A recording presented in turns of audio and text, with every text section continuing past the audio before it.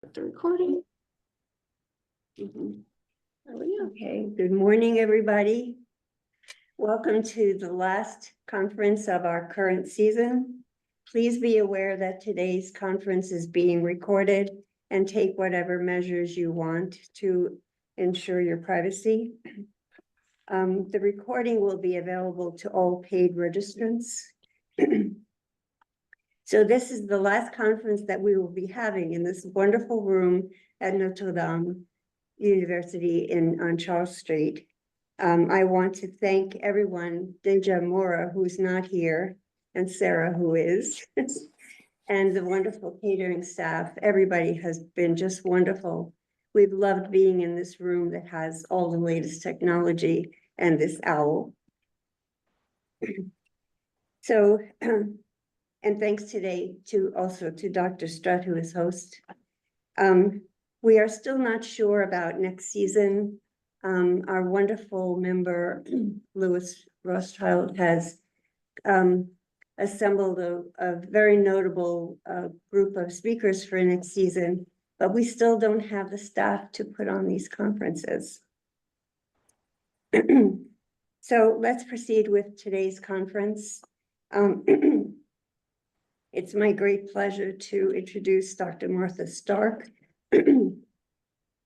Many of you remember Dr. Stark from a year or so ago when she gave a wonderful program. If you read today's description of the program, her first paragraph is perfection itself.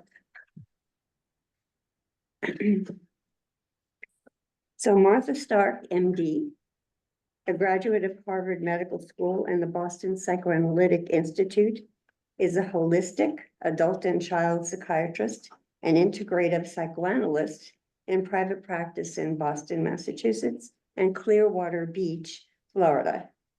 She is faculty at Harvard Medical School and co-founder, co-director of the Center for Psychoanalytic Studies at William James College.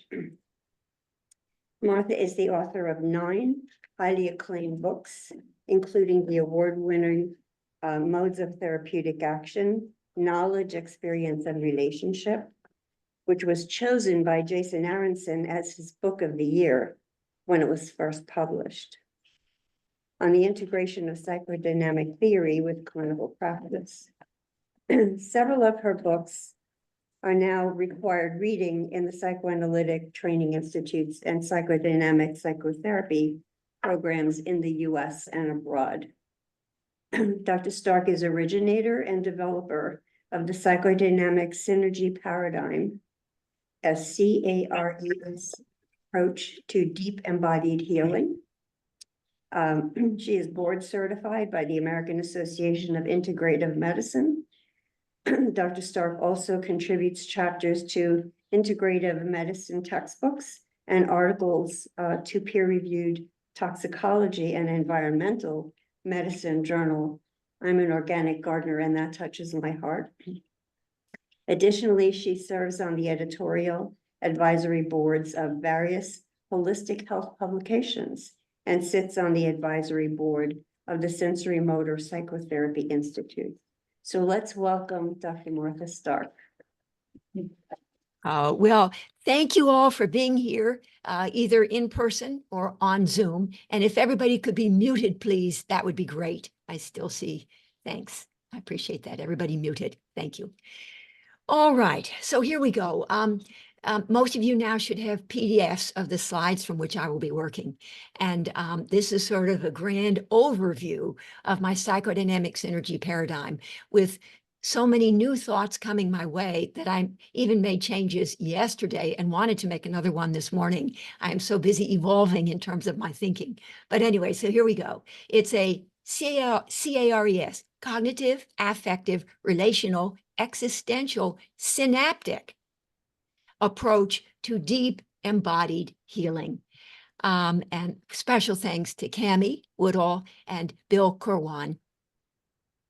This is for Cami, a beautiful red tulip in a field of yellow tulips.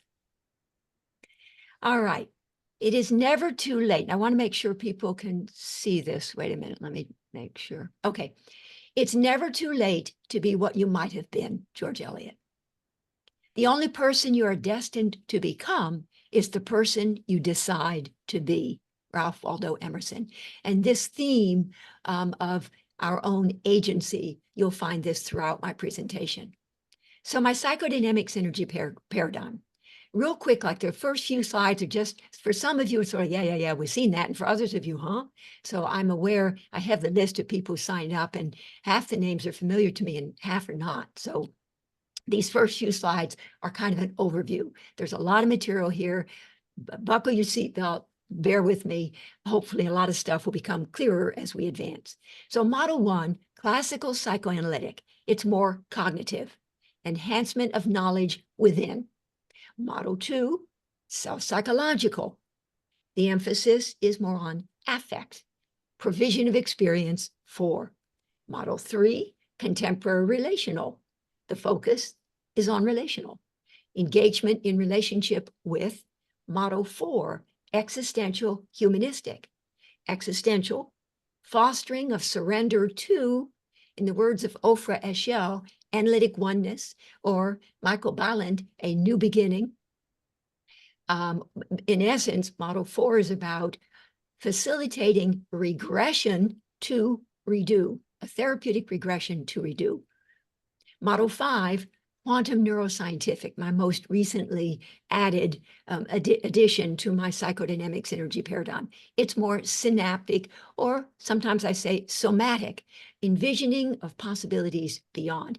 And the point is that these 5 models are all interdependent. And and over the course of a treatment, over the course of an hour, one will fluctuate, flow back and forth between these different models. It'll become clearer over time here. So basically, what my overview suggests is that we are talking about, when we're talking about, so first order change is a little more superficial. You provide support to facilitate behavioral change. My psychodynamic synergy paradigm, you will see, is a story about challenge and support in order to bring about second order change, i.e. deeper, more embodied psychodynamic change, structural change. So now we have then, with second order change, incremental replacement of what I call old bad with new good by introducing into the equation some kind of growth incentivizing corrective challenge, whether it's done directly or indirectly, explicitly or implicitly, verbally or non-verbally, repeatedly or only a few times. So again, real quick, like model 1, which privileges cognition, it's new corrective information that's introduced into the equation to create a mismatch between old bad and new good. In model 2, it's a new corrective experience.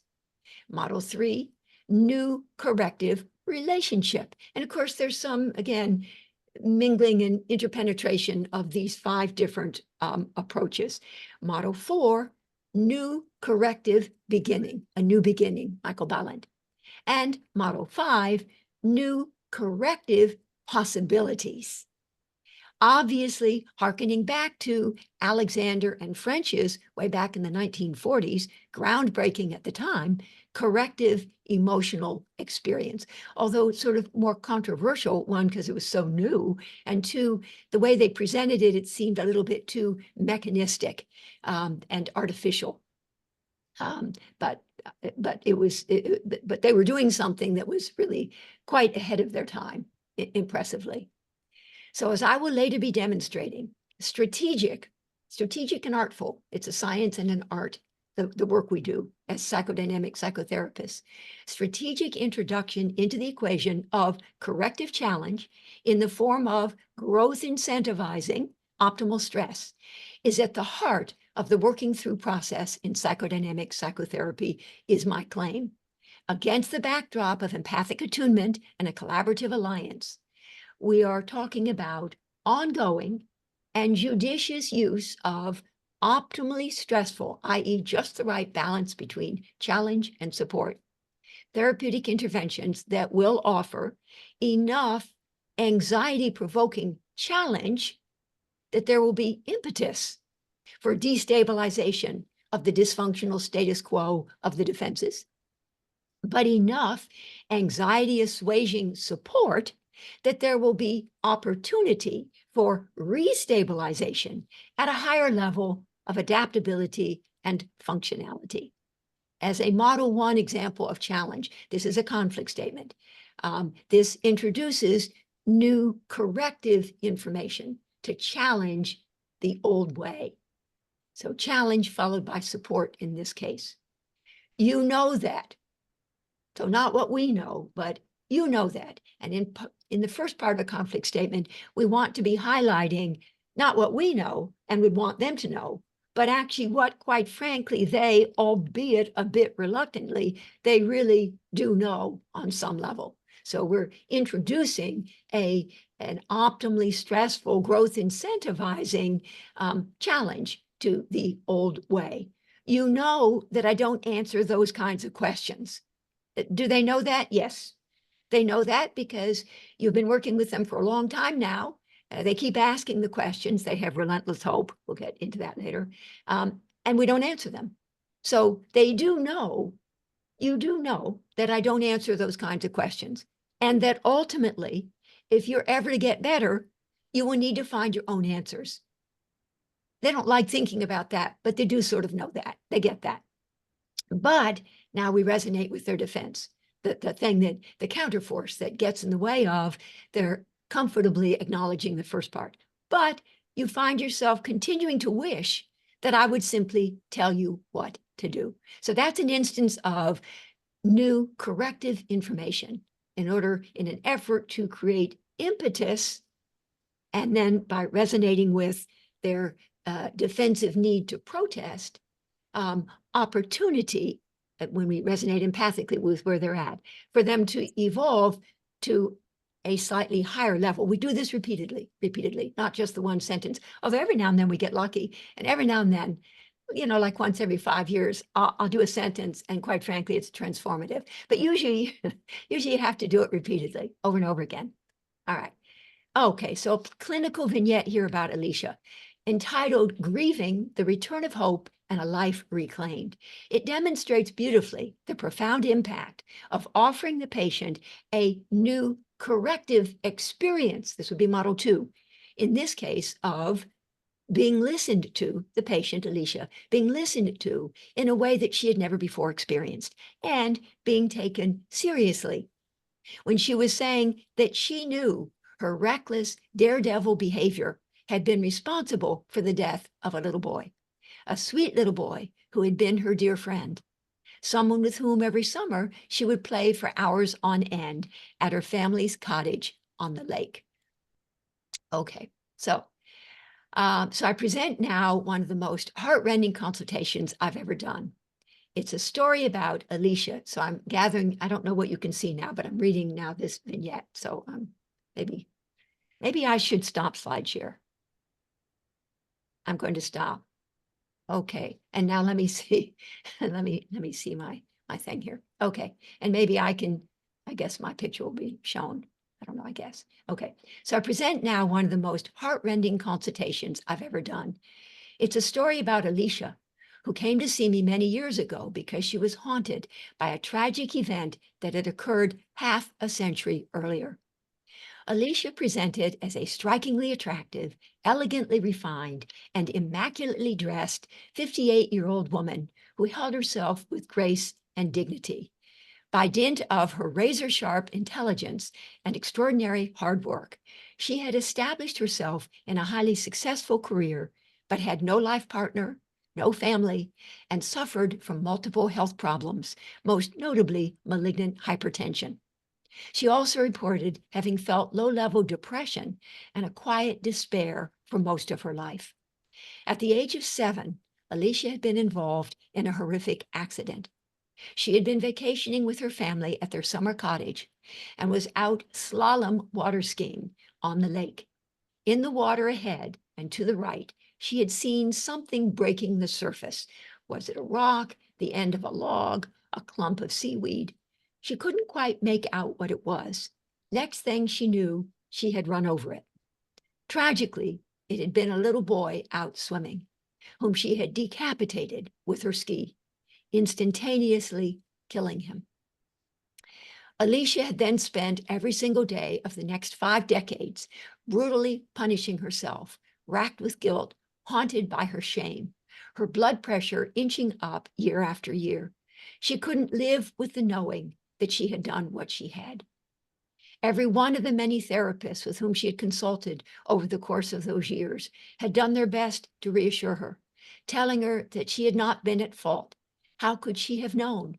My God, she'd been only 7 at the time, a mere child. It was an accident. She had not tried to kill the little boy. She had to forgive herself. But in her heart of hearts, Like, Alicia... was he just swimming? He must have been. I'm sorry, can everybody be... Oh, I'm sorry, are you... Oh, somebody's speaking. What is it? Oh, Infectious trying to get okay. in. I guess I'll continue. Yes, he was in swimming. Okay, let's see. But in her heart of hearts, Alicia knew that although she had been only 7 at the time, she was an experienced water skier. And had she chosen to do so, she could easily enough have steered clear of and thereby avoided that mysterious object in the water. And so Alicia had spent a lifetime wrestling with her shameful secret, her inner demons, and her intense self-loathing. The knowing that she had been responsible for the death of that little boy, who, as it happened, lived only several doors down from her family's summer cottage and had been her best friend. As I listened, my heart was breaking. For this devastated, broken, guilt-ridden, tormented soul who lived every single day of her life with unspeakable grief and unbearable pain. I said very little as her story unfolded, but with hand on my heart and tears in my eyes, I nodded my understanding. The horror of it, her decades of guilt, shame, private grief, profound hopelessness, and relentless self-punishment. When I finally spoke, I said softly that I got it, why she felt responsible for his death. I told her I understood why she was having such trouble forgiving herself, such trouble figuring out a way to live with herself, what with her knowing that she could have chosen to do something different, but that she had not. I went on to say that it broke my heart to think that she had had to carry inside of her all these years her crippling guilt, her secret shame, and her unrelenting grief. And then Alicia began to reveal more and more of the horrific and incriminating details about what had actually happened that fateful summer day on the lake. That as she had approached the object in the water ahead of her and to the right, she had found herself wanting to know what exactly it was. She, always one for a challenge, had decided to test her skills as a slalom water skier by seeing how close she could get to the object without actually running it over. And so, even when she had gotten close enough to see that the thing in the water ahead of her was moving and possibly alive, and even with her knowing that she could and should veer away from it, she, as if driven by some uncontrollable inner compulsion, had made the split-second decision to jump the wake behind the boat so that she could get even closer to it, instead of staying inside the wake and carefully steering clear of that unknown object bobbing in the water ahead. While Alicia, with unflinching honesty and raw vulnerability, was recounting these more specific and revealing details, I sat very still, barely moving, barely breathing, just quietly taking it in and occasionally nodding. I knew that it was for me to be able simply to listen, to be present, to be there to help her bear the pain of it, the horror of it, the guilt of it, the shame of it, and not to withdraw, not to recoil in horror. It was for me simply to listen with compassion and without judgment, with understanding and without resistance, and certainly without attempting to reassure her that it was not her fault. Alicia alternately wept raged, wailed, howled, fell silent. Decades of pent-up anguish, heartbreak, guilt, shame, fear, anger, torment, despair, loneliness, isolation, regret, and high blood pressure. My heart was breaking for that spirited little girl Alicia had once been, and the solemnly dignified but privately broken woman who now sat before me, surrendering at last her long-held secret guilt and searing shame. Alicia explained that she had robotically recounted her story to many therapists and others over the course of the years, but that it had always been an abridged version. She said she had held back for fear that people would not be able to bear the horror of it, that they would offer her pat reassurances that would make her feel even more misunderstood, disconnected, isolated, alone, and alienated.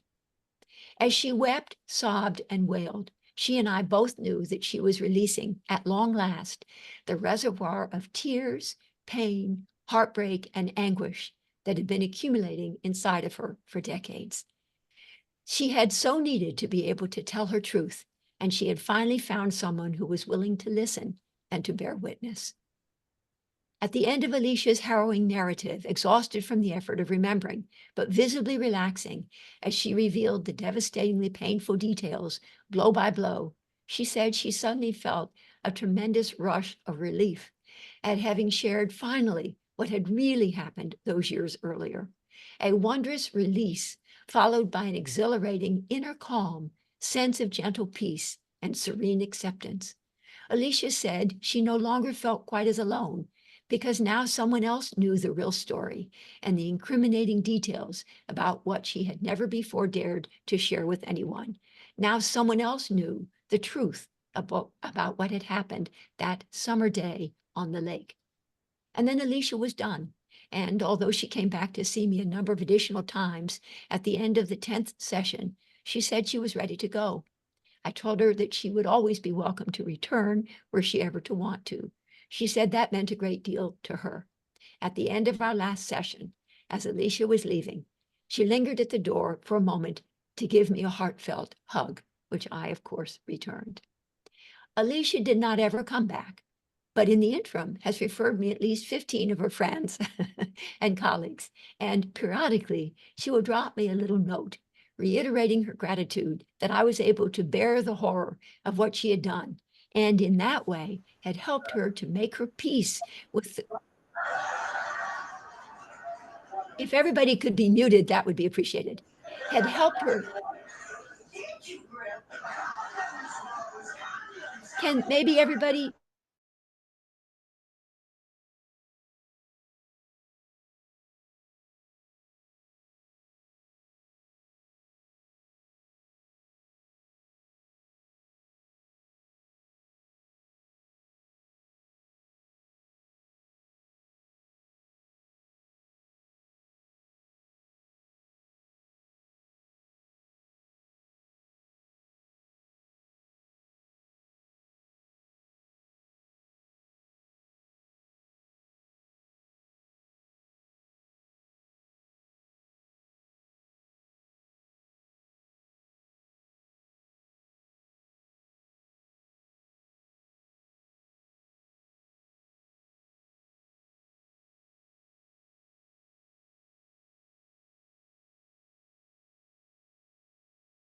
Martha, you're muted. If you could unmute.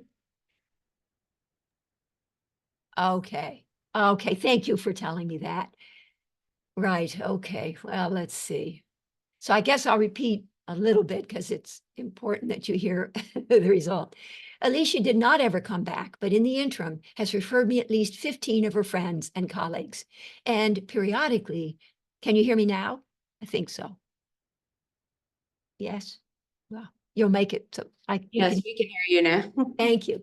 And periodically, she will drop me a little note reiterating her gratitude that I was able to bear the horror of what she had done, and in that way had helped her to make her peace with the crime that she knew she had committed, albeit with no malice or ill intent those 50 years earlier.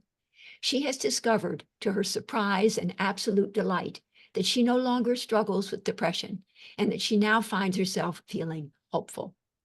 And in one of her notes, she told me with much pride about the nonprofit organization that she had set up shortly after we met to help people who had survived the tragic loss of a loved one to deal with their heartbreak and grief. There also came a time when she informed me that her malignant hypertension was gone and that her blood pressure had returned to normal. I think of Alicia often and of how she was finally able, with incredible courage and integrity, to confront and grieve the haunting reality of her past, which allowed her not only to evolve to a place of self-forgiveness, humble acceptance, and inner peace, but also to channel all of that now freed up energy into the creation of her nonprofit.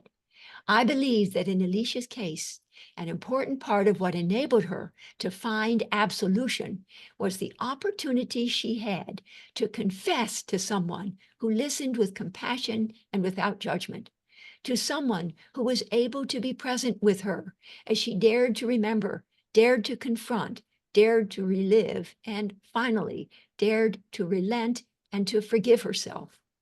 I believe that it was this that enabled her to restore her hope and reclaim her life, a new corrective experience that was transformative for her. All right, now let me just see here. I'm going to try to. Okay, am I back on? You can see my slides? Yes. Yes. Okay. Yes. Okay, good. Thank you. I think that's a yes. All right. Thank you. Thank you. Thank you. And I don't know if you heard it from my vignette, but when Alicia had left at the very end of our 10th session, she offered me a warm, heartfelt hug, which I returned. So just wanted to name that. Okay, so here we go. All right. So superimposing an acute injury on top of a chronic one as a corrective for earlier damage. In essence, that's what we're talking about. Superimposing in the form of the treatment, in the form of our treatment of her.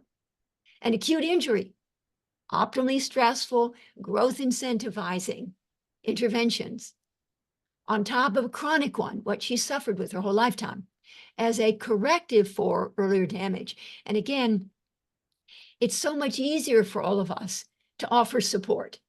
And again, my thought there is we can support, and that's a good thing. That's a good thing. And it may enable people to make changes, first order changes in their behavior and enable them to do some things that before they weren't quite able to do. However, if we're talking about deep embodied psychodynamic change, second order change, deep structural embodied change, then we really, I believe, need, against the backdrop of empathic attunement and a collaborative alliance, we need to be offering just the right balance of challenge and support, challenge, support.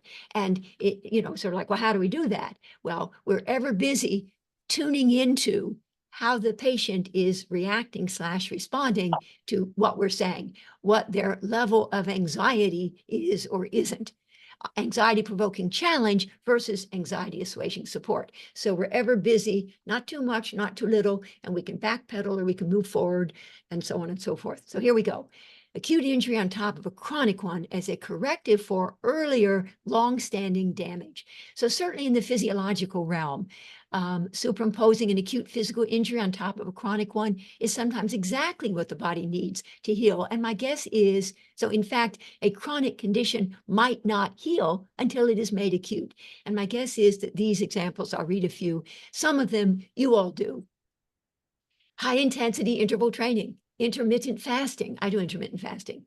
Ischemic preconditioning, intermittent hypoxic training, hyperbaric oxygen, homeopathic remedies, vaccines and other immunotherapies, medicinal plants, dermabrasion, Fraxel laser treatments, radiofrequency microneedling, prolotherapy, PRP, PRF, vampire gum rejuvenation. Actually, I'm going to get some of that done. I'm getting a little bit long in the tooth. So my biological dentist is going to do some vampire gum rejuvenation in order to stimulate my stem cells in my gums to grow back a little bit. I'm sure that was TMI, but I felt like I wanted to share that. Stem cell facelifts, Botox, ECT, TMS, cardiac defibrillation, acupuncture, acupressure, cupping, red light therapy, infrared saunas, cold water immersion. I took a cold shower this morning. Brain teasers, mental exercises. When the body is optimally challenged, no matter how compromised it might be in its functionality, adaptive recovery will be triggered because of the body's innate resilience and intrinsic capacity to self-correct. Well, I guess I'll read the first two and then I want to skip through the next several slides. So did you know this? Depriving ourselves of half a night's sleep once a week, preferably the second half of the night, can produce a rapid, even if short-lived, restabilization of mood and recovery from depression. And the thought is that it's the stress, optimal stress, because it's one night out of 7, of interrupting normal sleep patterns that may resynchronize disturbed circadian rhythms. And with respect to intermittent fasting, a 36-hour water fast once a week, for example, from after dinner on Monday evening until breakfast on Wednesday morning, can so significantly reduce the total body burden that mental clarity and focus can be improved dramatically and a sense of overall well-being restored. And in fact, as many of you might well now know, the only type of calorie restriction diet that will not slow down our metabolism is intermittent fasting. What I now do, I used to do that 36-hour water fast about once a week. But what I now do is basically, I don't really eat breakfast until 1 or 2 in the afternoon. And then I'll eat until 9 or so, 9:30. And I go to bed pretty late. So every day, I basically have just this window of 1 or 2 p.m. to 9, that little window of eating, and the rest of the time I'm not. So we can challenge our brains with all sorts of things. For example, printing with one hand while cursive writing with the other. That's a real challenge. Or juggling. I've tried to do juggling. Nah, I can't do that. That guy's doing a great job of it. When I do juggling, I'm like busy, like throwing the ball through the window and doing all sorts of stuff. I'd like to be able to do it, but I can't. But that way you're sort of involving both sides of the brain, and it's cross-lateral training and tapping into theoretically the wisdom of both sides of the brain and facilitating the flow of information and energy between the left brain and the right brain. Here's one on your own time. You can perhaps do this. Challenge your mind by first reading all the words. That's your left brain reading. And then saying all the colors. That's your right brain. Well, I'll just do this. Okay, I'll just do this. I'll embarrass myself. And then you'll know which side of my brain I'm using more right now. Okay, blue, yellow, black, red, blue, orange, green, purple, red, black, red, orange, green, blue, black, red, purple, yellow. I read the words. That was my left brain. Now I'm going to try to say the colors. Red, blue, yellow, light green, black, red, blue, yellow, black, red, light green, dark green, yellow, dark green, blue, black, red, light green. Ha, that was my right brain. My left brain is more engaged in the moment. Cross-lateral movements. I often, before I start my work in the morning, I do with my hand an infinity sign in front of me. I'm crossing both sides of my body, and I will use my eyes follow it. Somebody taught me that way back, and I do that. Who's to say if that really works or not, but I do it even so. There you go. That's right, Bill. Back and forth, and then with your eyes follow it. And sometimes you can stand there and lift up. Oh, this one, the gal on the right here has her right leg up and her left elbow touching it. So you also have to have good balance to make sure you don't fall over. As you get older, you may have more trouble doing that. But that's a good way to just kind of get things going in there. So Bill, you can stand up and do that one too. That was a joke. All right. Indeed, optimal stress can optimize the functioning of body and brain. So too, in the psychological realm, as we shall soon see, optimal stress can jumpstart the repair of a chronic mental condition. More specifically, the strategic and ongoing generation, when you have windows of opportunity, of optimally stressful, growth incentivizing corrective challenge will give rise to internal tension and homeostatic imbalance. But states of disequilibrium within the body, from an evolutionary standpoint, cannot be tolerated for extended periods of time. Now I run, and anybody here might be interested, you could attend if you'd like, an entirely free, I call it spot supervision Zoom sessions on Thursdays from 12 noon to 1:30 Eastern time, but it's recorded for later viewing. I run this spot supervision group, and I've been doing it since the beginning of the year, and I love doing it, and I'd love any of you to join. But anyway, what we often find is the patient will be in a stuck place in the treatment, the therapist, patient stuck, and I'll ask, what kind of anxiety-provoking challenges have you offered in your time in order to create an optimally stressful situation whereby you're destabilizing the dysfunctional status quo of things, but then providing support such that they can then reconstitute or restabilize at a slightly higher level. And interestingly, often so like there's been a lot of support, but quite frankly, no real challenge. And so as a result, there could well have been a lot of first order change, but second order change, obviously more difficult, but that really does involve destabilizing, fall down 7 times, stand up 8. I'll get to that Japanese adage a little later because I don't think that does full justice. Fall down 7 times, stand up 8, but each time at a slightly higher level than before. But anyway, all right, so I'm getting ahead of myself.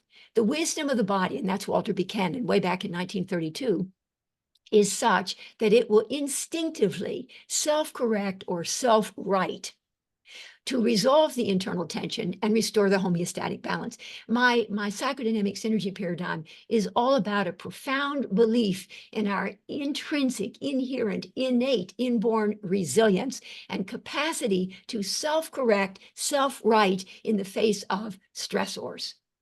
Each iterative healing cycle, however, will have advanced the system from less evolved to slightly more evolved and a slightly more robust level of resilience and adaptive capacity, indeed stronger at the broken places. And I know that for myself, and it's not like it's happening all the time, but in my work with my people, there will be times when I am offering something, or it'll be the cumulative impact over time, or it'll be a little more sudden and dramatic, a jolting introduction of something that's a corrective, something new. And there'll be a sort of working of that through, but ultimately a resolution. And in the aftermath of that, there really will be a sense of stronger at the broken places, more resilient, and the relationship itself between us stronger and more resilient. What doesn't kill you makes you stronger. Okay, good. Okay, in honor of optimal stress, is there not a certain beauty in brokenness? A beauty never achieved by things unbroken? If a bone is fractured and then heals, the area of the break will be stronger than the surrounding bone and will not again easily fracture. Are we too not stronger at our broken places? And do we too not acquire a quiet strength from surviving adversity and hardship and mastering the experience of disappointment, heartbreak, and devastation? And then when we finally rise above it, do we not rise up in quiet triumph, even if only we notice?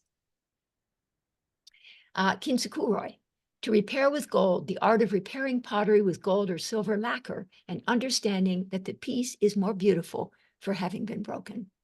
That's us. Okay, so key concepts. Now for the overview of what we're going to be doing. Working through as incrementally transforming psychological rigidity, defense, into psychological flexibility or resilience, adaptation. And I lifted that from ACT, acceptance and commitment therapy, that concept, but I think it's relevant across the board for any second order deep embodied work that we do. From psychological rigidity, I'll be referring to that as defense and describing to you in a moment what I mean by defense. It's a little different, a broader based definition than the usual, into psychological resilience or adaptation.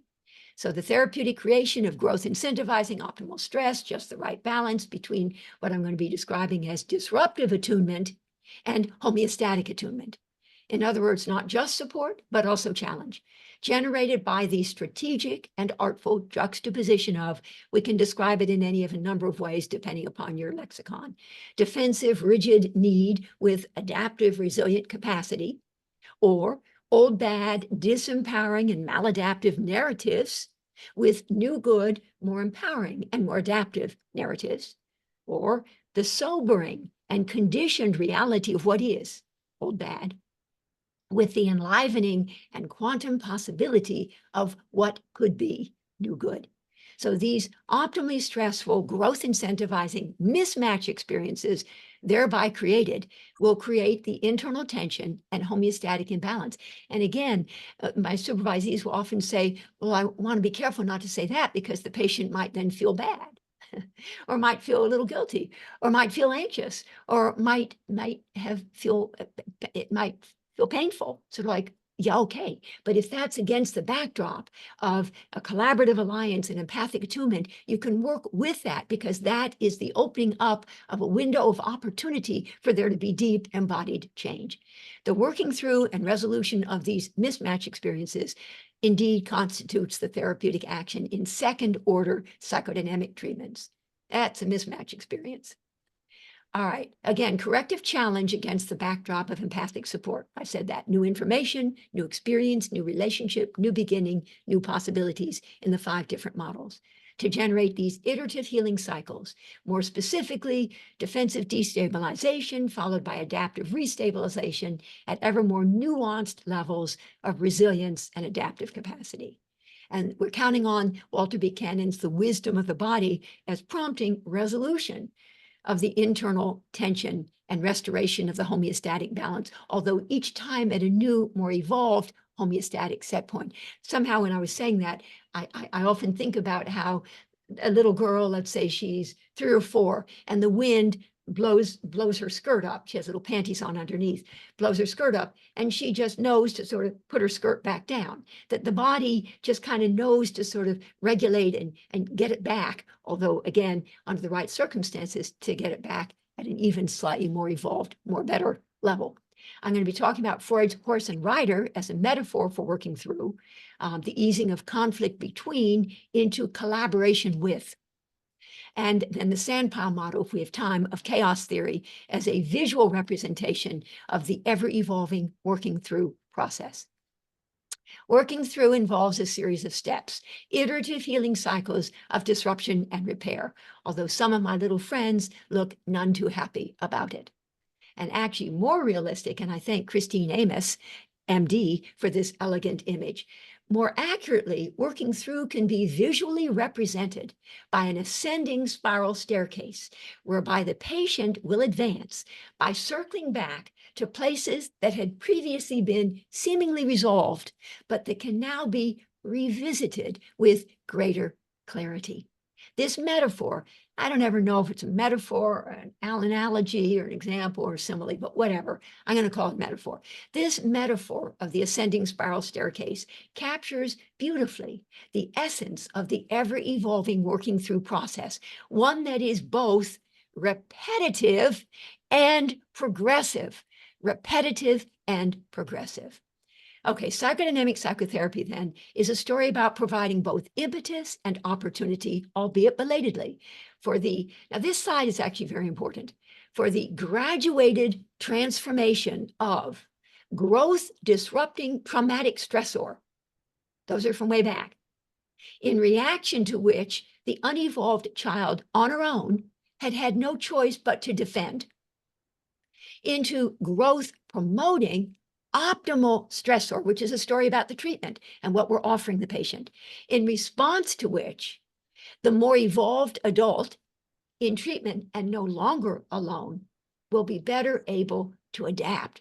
So we're doing an interesting, this is simple but profound, that we are transforming traumatic stressor to which the little one had no choice but to defend in order to survive. So in that sense, it was adaptive, but to defend, we are transforming that in the treatment into an optimal stressor to which the adult in treatment and with our support will be better able to adapt. As traumatic stressor eases into optimal stressor, defending to survive will ease into adapting to thrive. And we'll be talking about therapeutic memory reconsolidation in essence, which is what we're really talking about here, the dynamic and ever-evolving nature of memory, evolutionarily designed to keep it current and relevant. Indeed, therapeutic modalities that have profound and sustained psychodynamic change as their ultimate goal must ultimately be able to transform low-level defense into higher-level, more evolved defense, in the more traditional words of psychoanalysis and ego psychology, or psychological rigidity into psychological resilience, in the evocative words of ACT, such that the patient, whatever her starting point, maybe terrible traumas, maybe she doesn't have legs, maybe she was raped, maybe she is a rapist, maybe she's a murderer, maybe she this, that, whatever her starting point. It's not specifically about, was the patient going to be able to do this? Wherever they are, surely we ought to be able to help them become ever better able over time to manage a little better the myriad stressors in her life to which she's being continuously exposed, ever more adept at responding adaptively and mindfully instead of reacting defensively and mindlessly. The ultimate goal, ever less psychological rigidity, ever more psychological flexibility. Notice that the stiffest tree is most easily cracked, while the bamboo or willow survives by bending with the wind. And Cami, I hope you like that one as well. All right. So now I've been talking about defenses and adaptations and haven't really explained what I mean. Defenses, rigid, reflexive, mindless, less evolved, self-protective reactions versus adaptations, more flexible, more reflective, not reflexive, but reflective, more mindful, not mindless, more evolved, self-affirming responses. All right. Please note, I don't limit defenses to the well-known and more traditional ones, like repression, denial, dissociation, splitting, projection, somatization, or even stuff like suppression, sublimation, humor, and altruism. Rather, I define defenses more broadly as speaking to any of the self-regulatory mechanisms that we mobilize when made anxious in the face of stressors. Now, I was taught during my training at the Boston Psychoanalytic that everything's all about anxiety. And, you know, and I mean, I did that.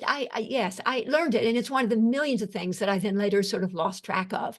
And it was only sort of in the last, well, since I'm so old, I can say the last few decades, but there are several decades where I've forgotten about it. But the last few decades where I've come to appreciate just how important anxiety really is, and for us to be ever busy keeping our finger on the pulse of the level of the patient's anxiety, and deciding whether or not we think they can tolerate more stress or if they need us to back off. But using their anxiety, the level of their anxiety, too much anxiety, they get defensive. If they can take the stress or more in their stride, I say this in a moment, then they can adapt. So I didn't say that yet, but here we go. So at one end of the continuum, the way I define defenses, what happens reflexively and mindlessly when we're confronted with stressors that overwhelm us with anxiety. And I refer to those as rigid defenses. At the other end, what happens more reflectively and mindfully when we're confronted with stressors that we're more easily able to take in our stride, to which I refer as higher level defenses along the lines of Freud, or more flexible adaptations. So defensive, mindless reactions on the one hand, adaptive, more mindful responses on the other. Response, yep. Reaction, nope. I love this slide. A mindful response, I'm never going to eat that much again, versus, oh, look, food. A mindless reaction. I'm sure we've all sort of the best intentions. Oh, my goodness. Well, there you go. Okay, we cannot avoid stress in our lives, but every day, stress, but we can choose how we cope with it, find meaning in it, and move forward with renewed purpose. Although often misattributed to the existential psychiatrist Viktor Frankl, the actual author is unknown. But here it goes. Between stimulus and response is a space. In that space is our power to choose our response.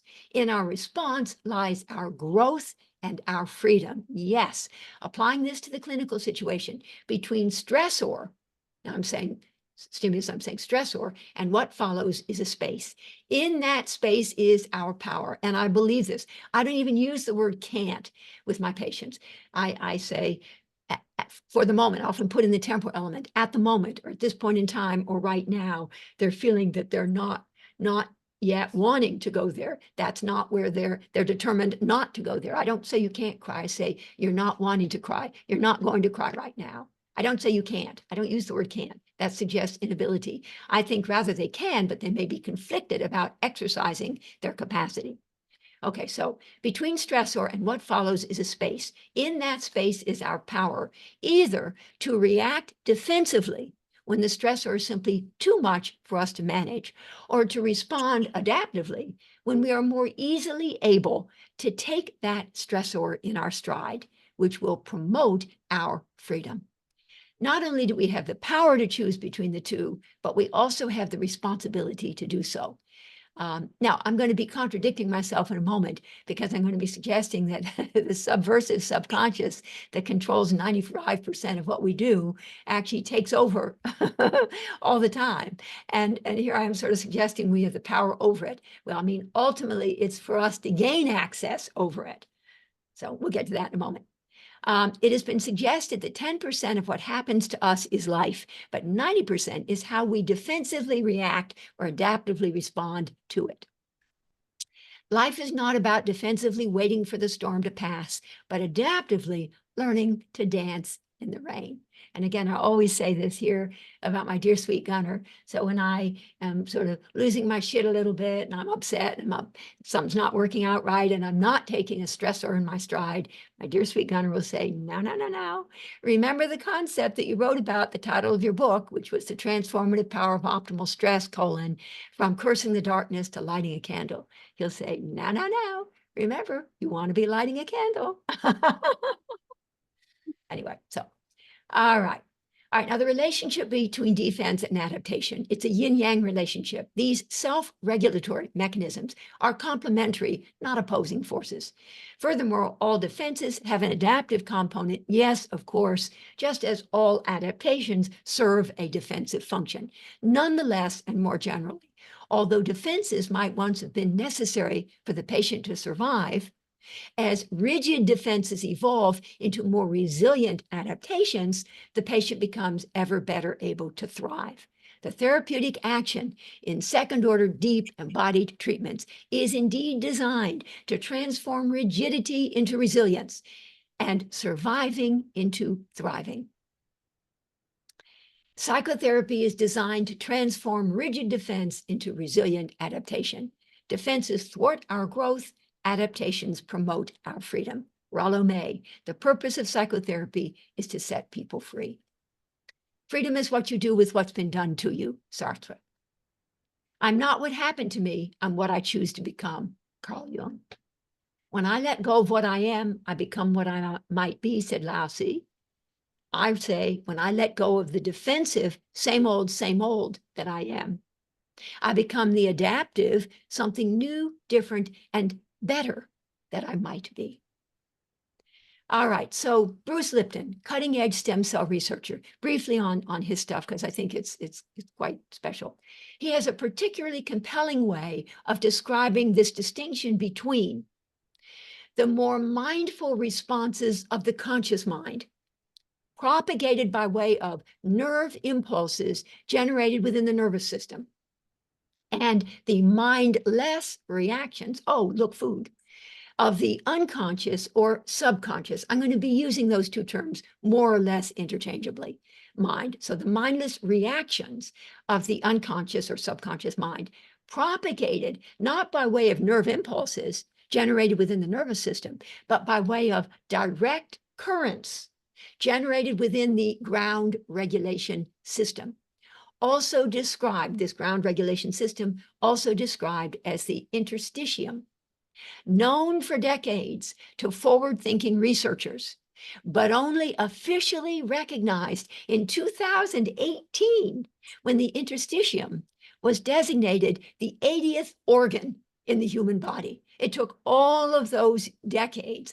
Body workers had known about the interstitium for decades, but finally it was officially recognized. It's also known as the extracellular matrix, the connective tissue matrix, the biological terrain, the milieu intérieur, the living matrix, the divine matrix, and the mind-body matrix. That's my term, the mind-body matrix. Jim Oshman writes about all of this.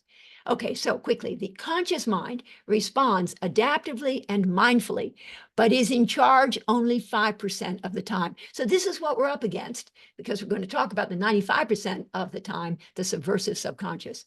Information in the conscious mind is processed slowly and thoughtfully by way of nerve impulses generated in the nervous system at the rate of, says Bruce Lipton, 40 bits of data per second. I don't entirely know what that means, but he said it. And he's a researcher, had been at Stanford. We'll go with this. At the rate of 40 bits of data per second. Creative, volitional, intentioned, considered, this is the conscious mind, reflective, mindful, evolved, adaptive. The unconscious, subconscious mind reacts defensively and mindlessly and is in charge 95% of the time. Now, well, okay, I'll say something in a moment. Information here is processed thoughtlessly, but 1 million times faster by way of semiconduction through the liquid crystalline ground regulation system, now recognized by NIH and elsewhere as an organ system in the body, the ground regulation system, at the rate of 40 million bits of data per second, which makes the, and I'm calling it now, the subversive subconscious mind much more dominant than the well-intentioned conscious mind. Now, let me say, in the subconscious mind are also things that are not subversive. They are the things that enable us to, yeah, if we could admit those people from the waiting room, thank you. There are other things in our subconscious that aren't anxiety provoking, that are just things we don't happen to remember. And I went to a meeting recently of the A4M, and a fellow was talking about, he wanted to call it the X conscious, EX conscious. So stuff that used to be conscious, but that you just don't happen to remember anymore is deep down there. Plus certain things like knowing how to drive a car and certain kinds of muscle memory and all sorts of other things, that's in there too. But I'm talking now about the subversive subconscious, the things that are not so good and don't serve us well. Habitual, conditioned, learned, automatic, knee-jerk, reflexive, mindless, unevolved, defensive. Okay, let's see. Okay, conscious mind 5%, unconscious mind 95%. 95% of your life created by your subconscious mind. The subconscious mind takes control when we are not paying attention, but it also often takes control even when we are. I searched for a long time on Unsplash to find that image, kind of evocative. Okay, now the direct currents generated in the ground regulation system, or the interstitium, the subconscious, are not a result of the relatively slow movement of rather cumbersome ions, sodium and potassium, back and forth across the membrane of a nerve cell that becomes first depolarized and then repolarized as an electrical impulse is conducted down the length of its axon at speeds ranging from 1.5 to 400 feet per second. Oh, that's pretty fast. Rather, the speed of propagation of direct currents through the ground regulation system is closer to the speed of light, 186,000 miles per second. Now that's fast, carrying 40 million bits of data per second. Not 40, but 40 million bits.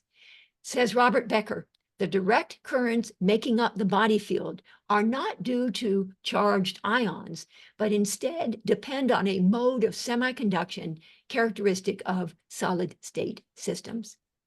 Life is too rapid and subtle to be explained by slow-moving chemical reactions and nerve impulses, said the avant-garde Albert Sven Georgi. Body consciousness, the ground regulation system, works in tandem with brain consciousness. Witness an amoeba, a one-celled organism, right? We learned about these back in high school, that clearly lacks a nervous system. There it is. There's the amoeba. But look what it can do. For example, its nucleus and ground regulation system that are contained within the body of it, the one cell to one cell, oversee mealtime by prompting pseudopods to extend themselves in order to entrap food particles. Now, we can do what an amoeba can do, and then some, by virtue of our body consciousness working in tandem with our brain consciousness. So there are a lot of one-celled organisms. They don't have the nervous system that we have, but they have a ground regulation system. And therefore the wisdom of their body. And they know how to extend those little foot-like extensions to engulf the little food particle and then digest it. Okay, Bruce Lipton likens our subconscious mind to a quantum computer containing massive amounts of uncensored and unfiltered data, most of which are negative, outdated, maladaptive, self-defeating, and disempowering. Implicitly held beliefs that during the formative years of our lives, when our brains were primarily in a theta brainwave state, like 3 to 7 or 8 cycles per second, and prior to development of our critical faculties, these beliefs, these things are swallowed whole, messages are swallowed whole, and like software programs, downloaded onto the hard drive of the quantum computer that is our subconscious. Thereafter, and generally unbeknownst to us, these subversive narratives will organize our experience of self, others, and the world, and control most of what we think, feel, and do. And this is what we hear from our patients, and this is what goes on inside of us sometimes. These narratives downloaded early on as if they were absolute facts. I'm a failure, I'm not smart enough, I'm a victim, I've already tried everything, I'll never get better, I'll always be sick, I'll never be happy, I'm too old, I've already made too many mistakes, it's too late. We've all heard so many of our patients saying that, and we've all ourselves felt those things sometimes. Now about people just don't understand, people are always judging, I hate how critical people are, people always hurt you, people always disappoint, people never deliver, the world's a dangerous place, you shouldn't trust anybody. These are the old, bad, disempowering, distorted narratives that were downloaded early on, and this is what we're up against, and this is what we're wanting with second order, deep embodied psychodynamic change to impact. Okay, healing involves, so most of the majority of the beliefs and programs that adults have were received from others during their formative years. And the more often the messages were repeated, the more deeply ingrained did the beliefs become. In other words, usually we do not consciously decide what we believe. Healing, therefore, necessarily involves unlearning or unbelieving all of the subversive narratives that early on were downloaded into our subconscious mind and that thereafter limited or deterred us in our pursuit of mental and physical well-being. Okay.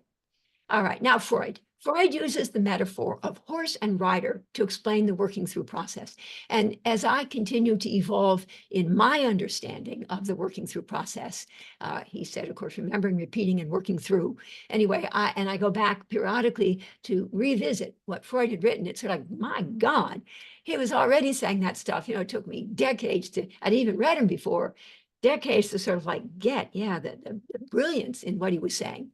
And again, the interpretive perspective of classical psychoanalytic theory goes in my Model 1, and over the decades, I added Model 2, Model 3, Model 4, Model 5, a decade for each. So in the 1970s, Model 1, 1980s, self-psychology, Model 2, 1990s, when I became more acquainted with the intersubjective perspective of contemporary relational theory, then I had to add Model 3. Model 4 came on board between 2000 and 2010, the existential humanistic approach to nurturing surrender to a new beginning. And then Model 5, the quantum neuroscientific, which is a late addition here.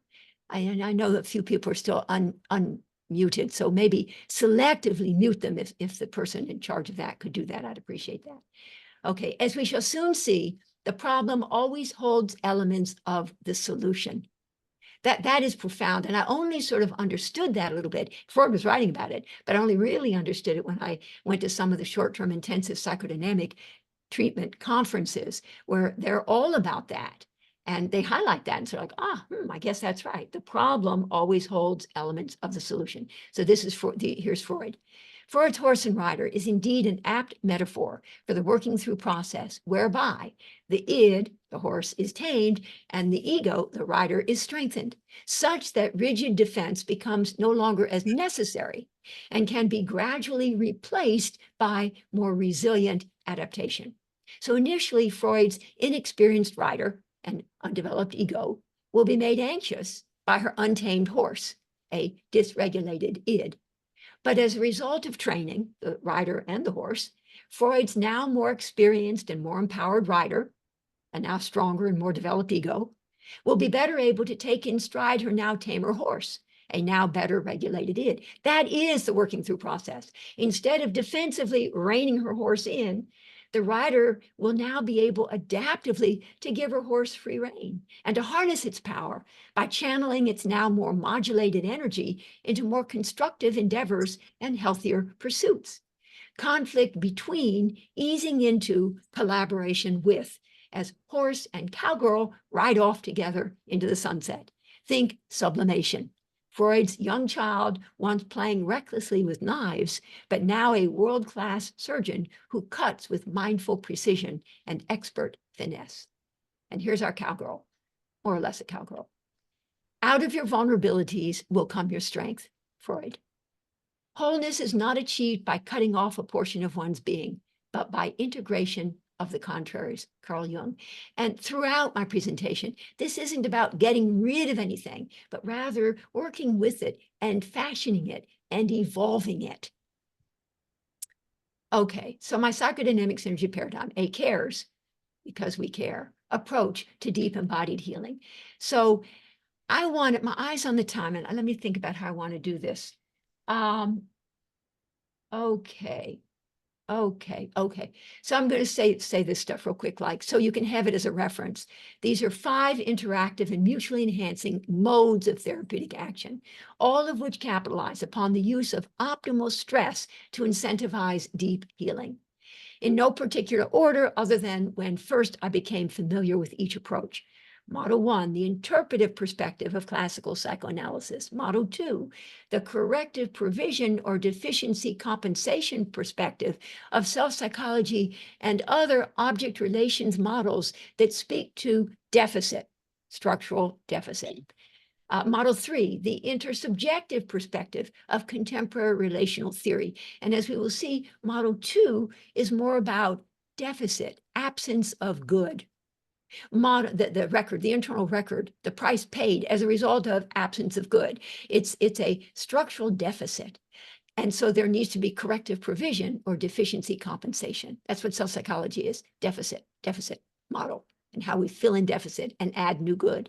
Model 3 is not about absence of good, how that's internally recorded, but presence of bad, and how that's internally recorded in the form of internal bad objects, pathogenic interjects, these charged toxic boluses of toxicity that are swallowed whole. We've just been talking about that. So this is more about the presence of bad. And now we're going to see, whereas model 2 is going to be a lot about grieving, and thereby transmutingly internalizing, i.e. structure building, the good that's out there, that had been out there part of the empathic failure, and internalizing that to fill in deficit. So adding new good and filling in deficit and becoming more whole. In model 3, it's about these charged toxic boluses, these pathogenic interjects, many of them in pairs, being played out on the stage of the treatment and in one's life. These unmastered early on relational traumas that are being continuously, compulsively, and unwittingly reenacted on the stage of one's life. And when that happens in the treatment, we'll be talking a lot about projective identification. And ultimately, instead of adding new good, we're going to be talking about modifying old bad such that it's no longer as toxic. So this is the intersubjective perspective of contemporary relational theory. It involves, in the words of Darlene Ehrenberg, negotiating at the intimate edge of the toxic relatedness when charged toxic things get delivered into the relationship with the therapist.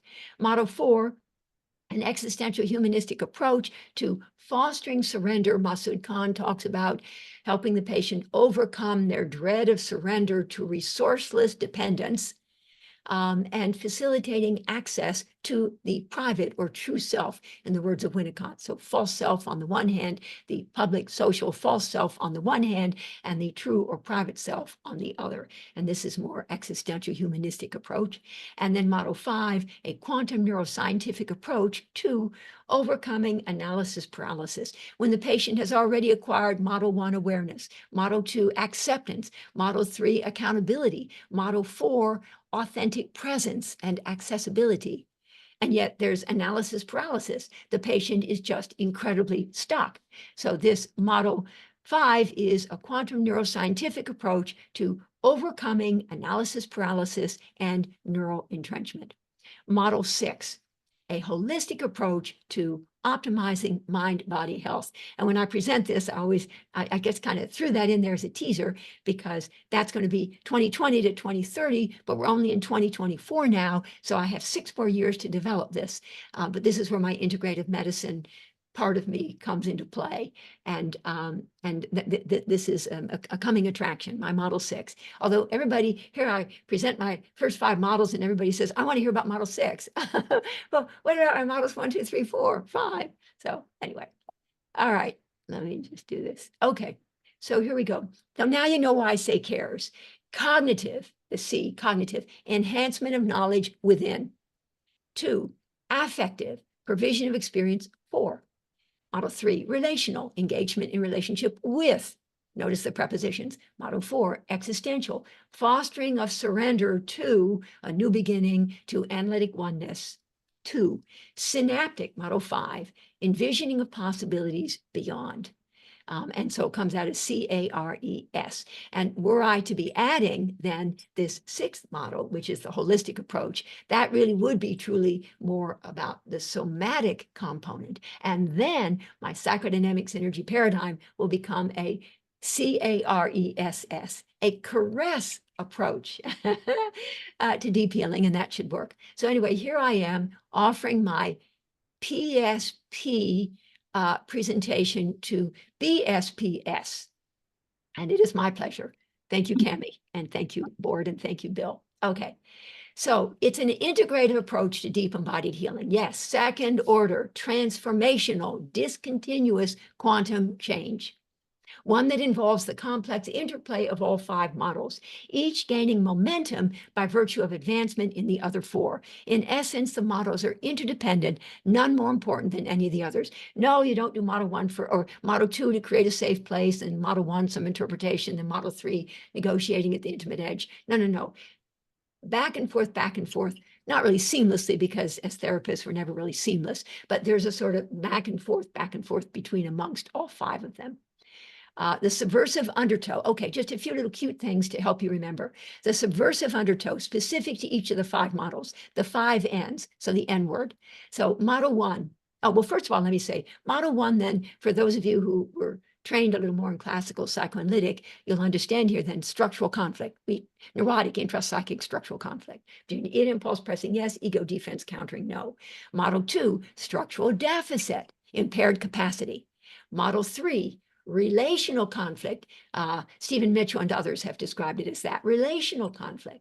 Model 4, relational deficit. And it was my dear friend Larry Hedges is the one who made me add model 4 to my psychodynamic synergy paradigm. He knew my system well enough that he knew what was missing. And so he was like, I was a little bit rigid, quite frankly, but he was sort of in my face about you got structural conflict, you got structural deficit, you got relational conflict, you got to have relational deficit. So finally, I said, okay. And we figured out a way for me to add model 4, relational deficit. And I am so glad I did.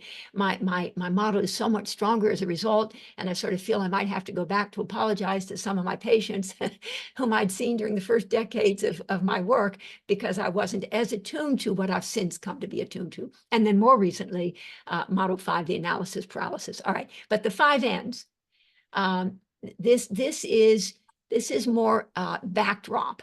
I don't tend to use diagnosis, but I do a little bit here. So model 1 is neurotic conflictedness, the jammed up, structural conflict, jammed up, intrapsychic, one-person conflict. Model 2, narcissistic vulnerability, narcissistic, the self-psychology, narcissistic vulnerability, narcissistic woundedness, narcissistic injury. So that's where the backdrop is narcissistic vulnerability. And these can change over the course of a treatment, but they tend to be sort of in the backdrop.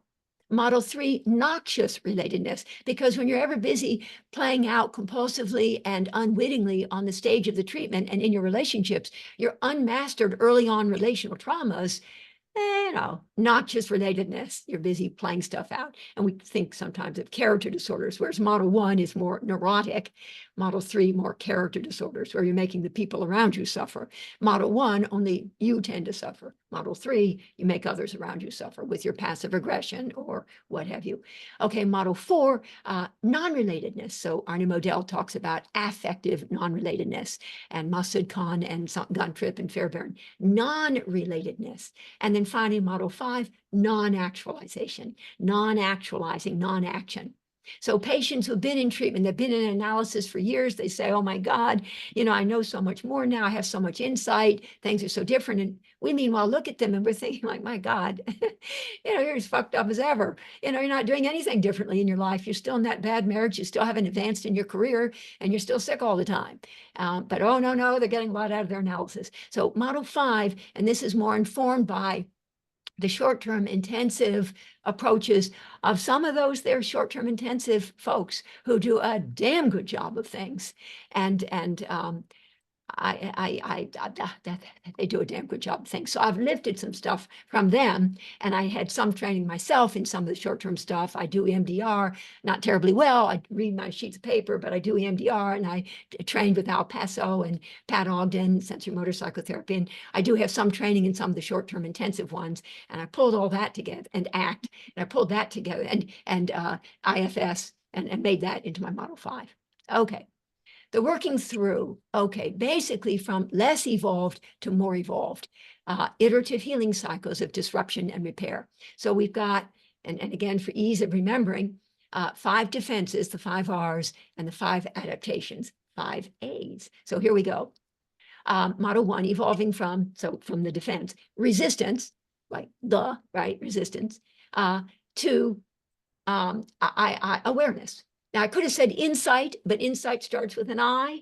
And so I can't say insights, I have to say awareness. So adaptive awareness. Now, look at what follows: of anxiety-provoking truths about the self, one's internal landscape. So from resistance, what is that really? Resistance to insight, resistance to awareness of anxiety-provoking, because it makes you too anxious to realize you really wanted your daddy, or you really wanted to kill your mommy, or you want to devour, or whatever. So from defensive resistance to adaptive awareness of anxiety-provoking truths about the self and one's internal landscape. Model 2, evolving from my term relentless hope, which speaks to a refusal to confront and grieve the reality of the object's limitations, separateness, and immutability. So that's relentless hope. It speaks to a refusal to grieve. All right, so evolving from defensive relentless hope to adaptive acceptance. That one worked well. Of anxiety-provoking truths about the object, the significant object, the object of one's desire, whether it's the boss or one's partner or the child or the parent or the therapist. Relentless hope. Model 3, evolving from defensive, compulsive, and unwitting reenactment. So repetition compulsion is a little more relevant for model 1. You're ever busy, ever busy, ever busy, being conflicted, conflicted, conflicted. Model 3, you're ever busy reenacting, meaning you're playing it out in real life on the stage of the treatment. And that's why character disordered and makes it more unpleasant for others. From compulsive and unwitting reenactment of unmastered early on relational traumas to adaptive accountability. So it's not like you never do it, but when you do, there's the capacity, the adaptive capacity, not the defensive need to sort of not hold oneself responsible or to take ownership, but rather the adaptive capacity to hold oneself accountable. Accountability, there's the A word, for anxiety-provoking truths about the self in relation. It's a term used by the Stone Center at Wellesley College, or the relational self, as it's sometimes called, but the self in relation, what you're ever busy playing out. And model 4, evolving from defensive relational absence,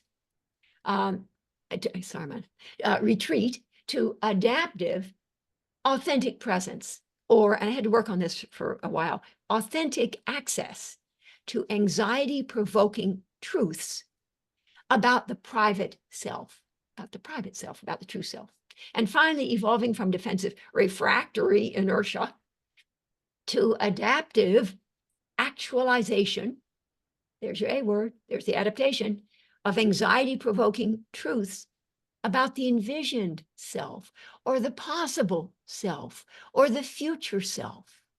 where you have trouble, it's anxiety provoking to be thinking about what it could be like for you if you weighed the right, and if you had the good relationship, and if you were evolved in your career, and if you had good health, and you had better relationships, and so on and so forth. So actualization of anxiety provoking truths about the envisioned self. And there are 5 optimal stressors, the 5 Ds. I'll just say this real quick. Model 1, cognitive dissonance. See, it's cognitive because it's privileges cognition. Model 1, cognitive dissonance. We use that in Model 1, cognitive dissonance. When the contrast between the pain and the gain is such that there's the internal tension, homeostatic imbalance, and dissonance, affective and cognitive dissonance. Model 2, you're working through, this one was easy. Self-psychology, they call it optimal disillusionment, and that's fine. So I'll call it optimal affective disillusionment because it privileges affect. So from relentless hope to acceptance by working through the optimal stress of affective disillusionment.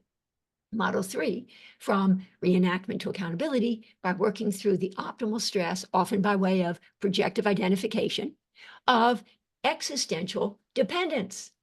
I'm sorry. Yes. Did I say that right? Okay. Did I might have skipped reenactment to accountability, relational detoxification, so that the patient, it's the charged toxic boluses become less toxic. The serial dilution of the introjected toxicity, serial dilution, whereas Model 2 is serial accretion of new good. Model 3 is serial dilution of old bad. Isn't that kind of cool? Okay, Model 4, from relational absence or retreat to authentic presence or accessibility or emotional availability by working through the optimal stress of existential dependence. So, and it could be called resourceless dependence. That's what Masood Khan calls it. Winnicott calls it absolute dependence. Some of the others call it therapeutic dependence. I'm calling it existential dependence. I came home after talking to Larry Hedges out there in LA. And when he told me I had to add Model 4 and sort of like, all right, well, what am I going to use as the D word for the optimal stressor? And so we were thinking, well, infantile dependence, or like, well, okay, I don't like it that much, but okay. Then I thought, as I was on the airplane coming back to Boston, I thought, well, what about existential dependence? I'm going to make up that term, existential dependence. And then I came home and I Googled it and quote, existential dependence, and found out that that's exactly a term that's used in the existential literature. And it means depending upon another for one's very existence. They're like, well, and that's exactly what we're talking about in Model 4, where we invite people to regress, and we want to facilitate their regression. Model 5, from refractory inertia to actualizing action by working through the optimal stress of synaptic deconditioning. So we're trying to unlearn and unbelieve those things that have been downloaded early on. The narratives, the old, bad, disempowering, maladaptive narratives. This is really too complicated. But let me say, someone pointed out to me, Martha, then, in essence, your psychodynamic synergy paradigm is an approach to working through that is RAD. 5 defenses are 5 adaptations, A, and 5 optimal stressors, D. So this is just repeat. Okay. And so the 5 corrective challenges, this is the repeat of the slide you've seen at the beginning, and I hope it makes more sense to you now. 5 corrective challenges. Model 1, new corrective information. Conflict statements we'll be using. Model 2, new corrective experience. We'll be using empathic statements, kind of, and disillusionment statements. Model 3, new corrective relationship. Model 4, new corrective beginning, a new beginning. And Model 5, new corrective possibilities. So I just want you to be able to be feeling the importance of creating these disconfirmatory, as they're called, mismatch experiences between what had been and what could be, between old bad and new good, between the sobering and conditioned reality of what is and the envisioned and quantum possibility of what could be. And that we're creating tension, internal tension, homeostatic imbalance by challenging and supporting, challenging by highlighting this and supporting by resonating with this. Again, harkening back to Alexander and French's groundbreaking at the time corrective emotional experience. Okay, and this is the name of the statements, and we're going to do more of these later. I'm looking at the time. So conflict statements in Model 1. I gave you an example earlier on. Disillusionment statements to facilitate grieving. Oh, so Model 1's about interpreting in the way that we would think of it, interpreting. And it's more cognitive, and it privileges that. Of course, it uses all sorts of everything, but it privileges interpreting, and so we use conflict statements. You do know that, but you find yourself feeling. So challenge and then support. You do know that, anxiety-provoking challenge, but you find yourself defensively feeling that, or doing, or telling yourself.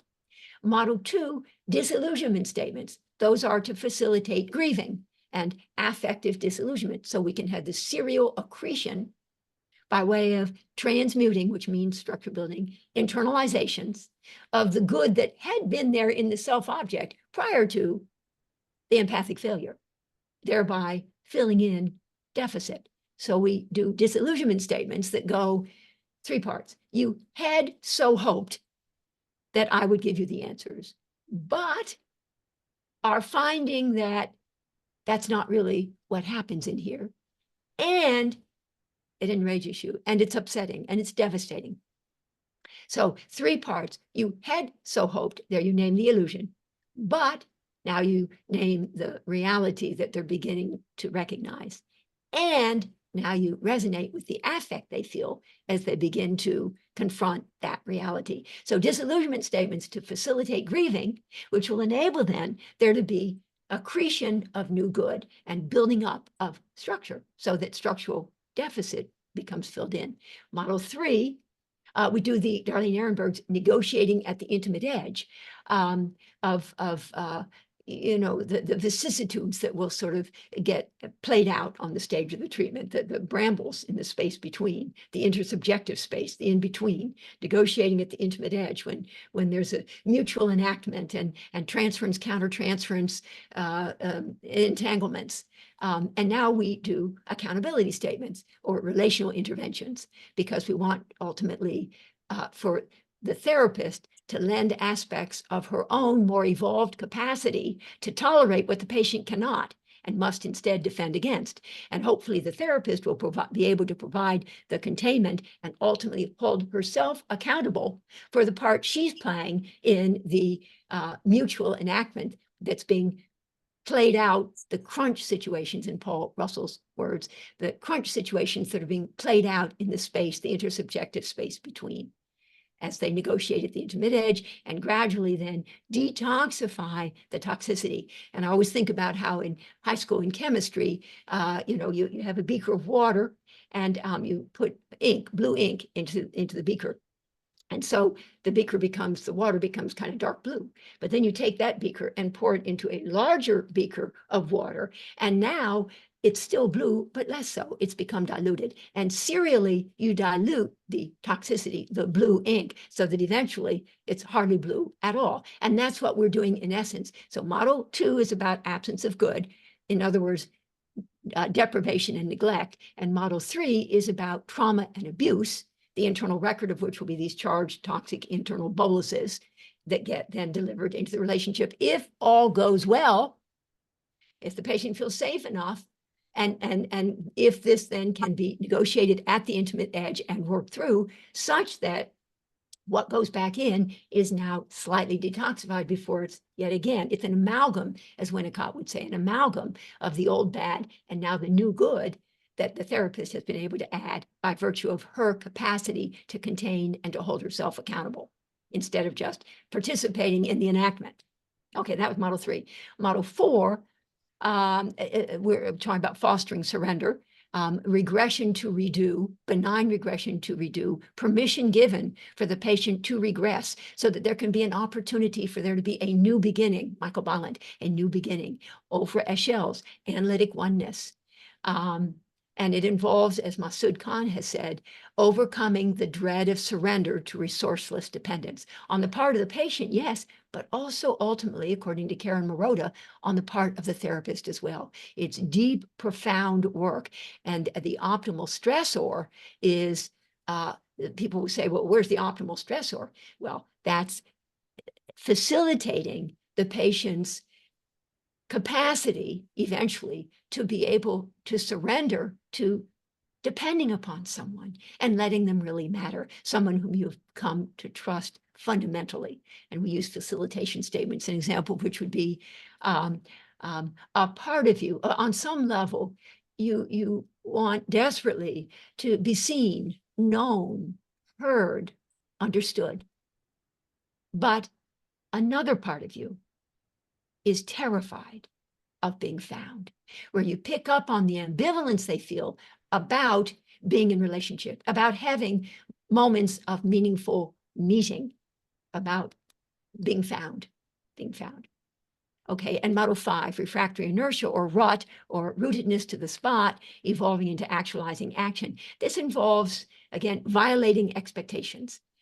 So what they had thought, same old, conditioned, yup, Now we're going to violate that expectation and create a jolting, startling, sort of like disconfirmatory. And here we really see the mismatch experiences.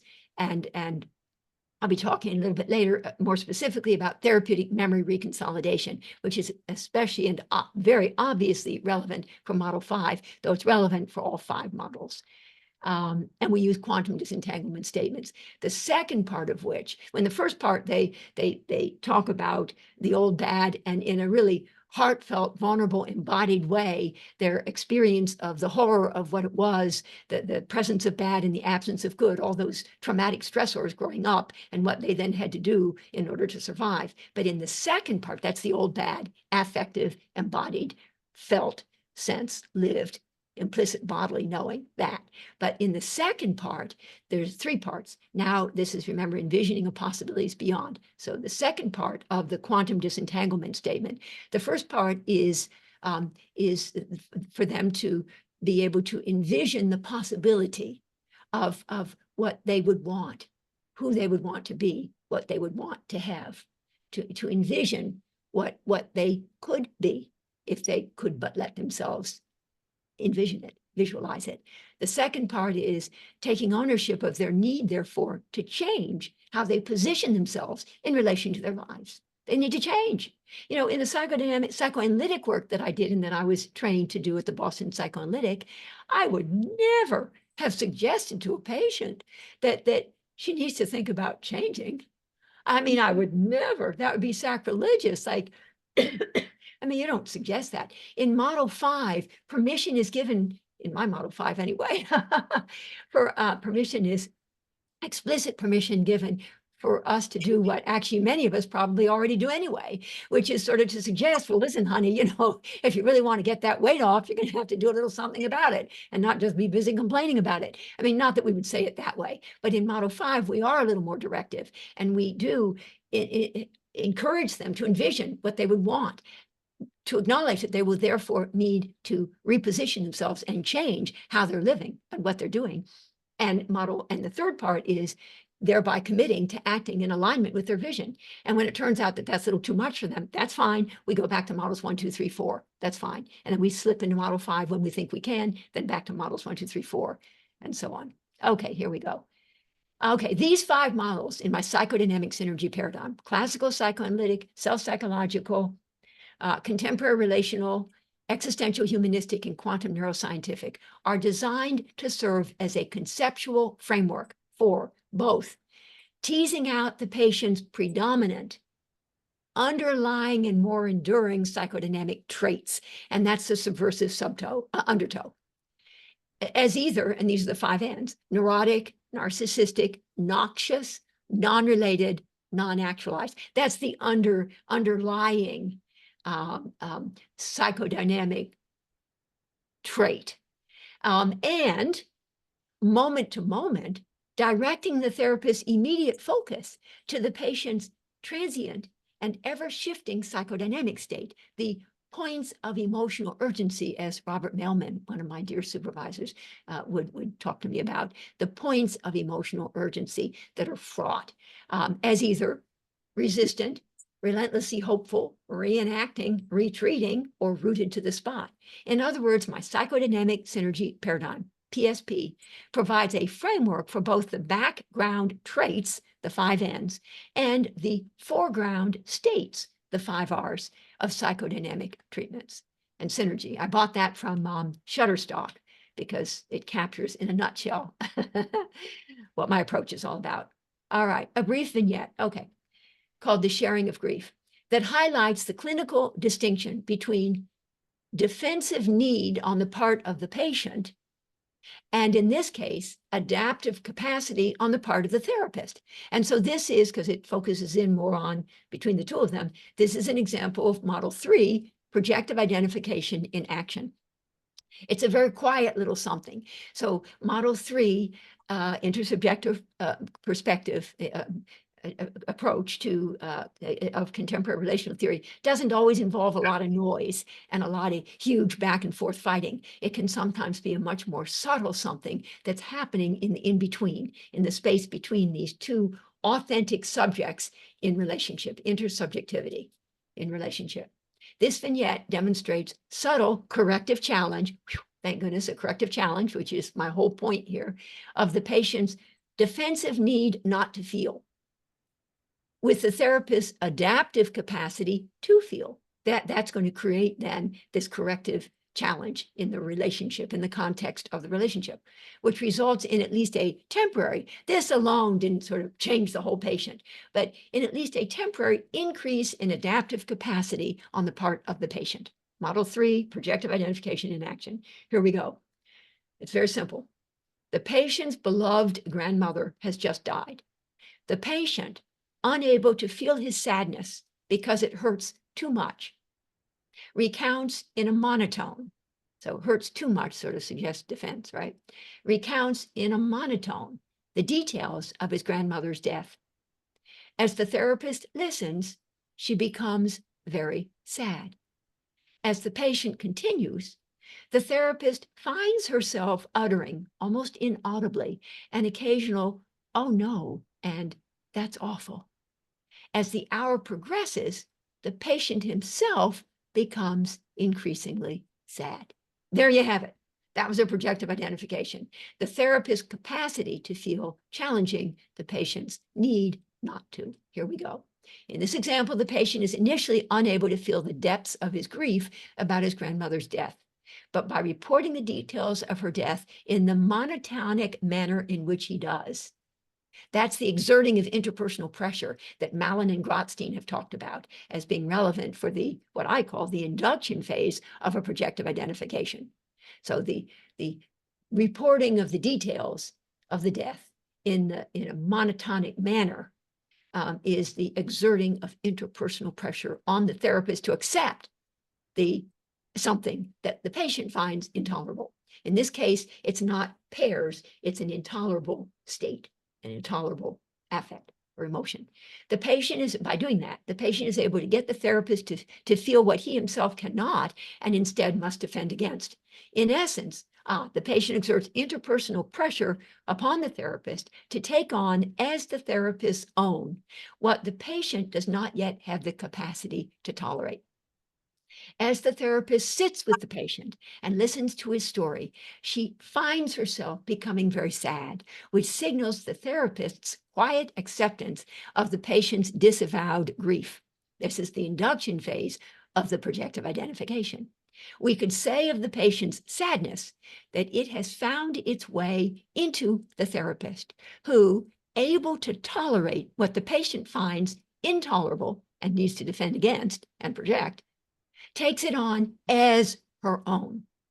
The therapist's sadness is therefore co-created, in part a story about the patient and his disavowed grief, and in part a story about the therapist, in whom a resonant chord has been struck. So the countertransference is co-created, in part a story about the here and now of the therapeutic engagement and the there and then of the therapist's past, the therapist's state of being.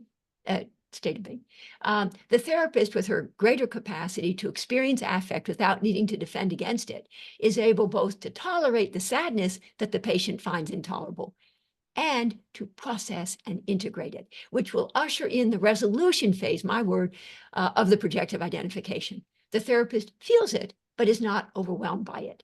So call the therapist semi-permeable, not impermeable, And I know I was taught sort of like, well, at model 1, this is true, countertransference. If thy get countertransference, thy must get thyself off to thy supervisor and perhaps even thy therapist to deal with thy countertransference. In model 3, we allow for the therapist as an authentic subject, intersubjectivity, as an authentic subject in authentic relationship with the patient. We allow for and permission for and invite the therapist to bring herself into the room and to take on as her own different things that are happening on the stage of the treatment.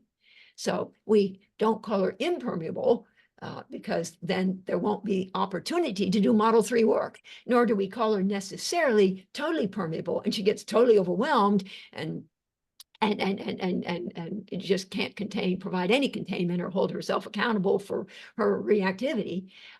So semi-permeable is how I like to think of the therapist as the ideal stance.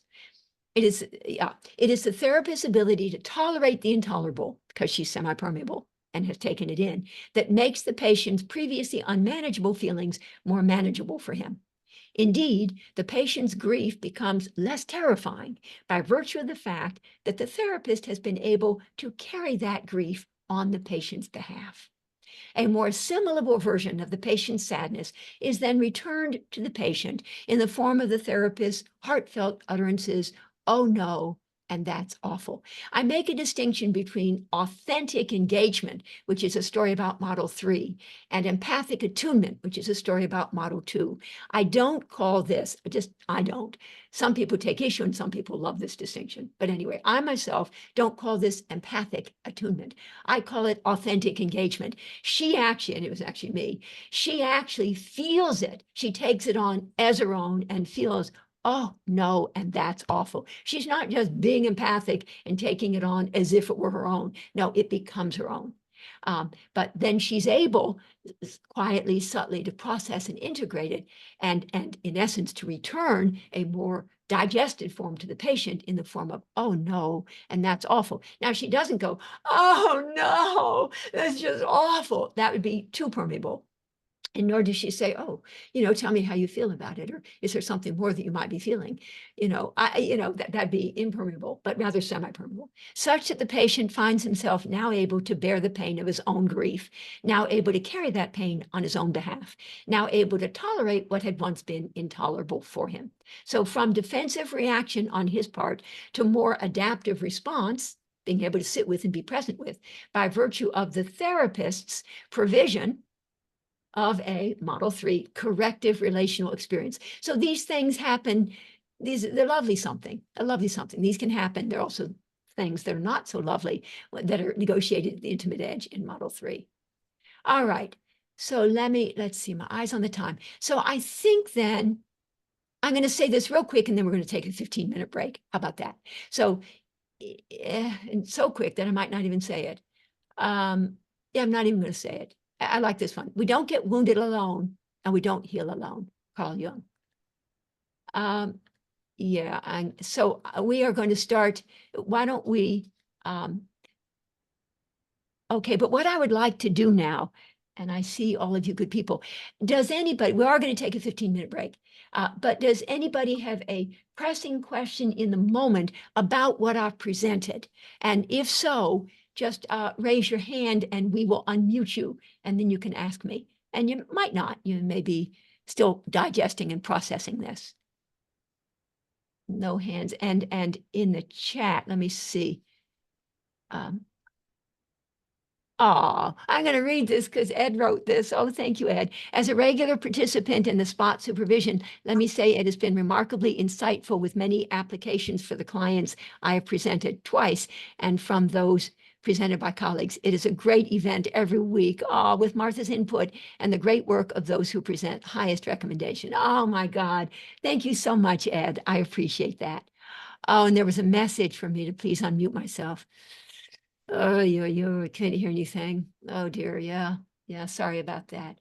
All right, so listen, we're going to, the big hand is on the 9, on my clock anyway. And so we're going to come back when the big hand is on the 12, whatever your time zone might be. Jenny has a different time zone. And we will start promptly at 12 noon. So bye-bye for now.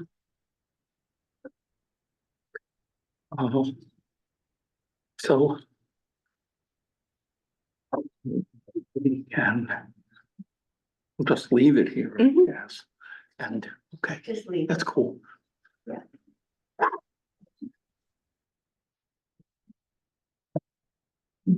She really, Mhm. she's, That's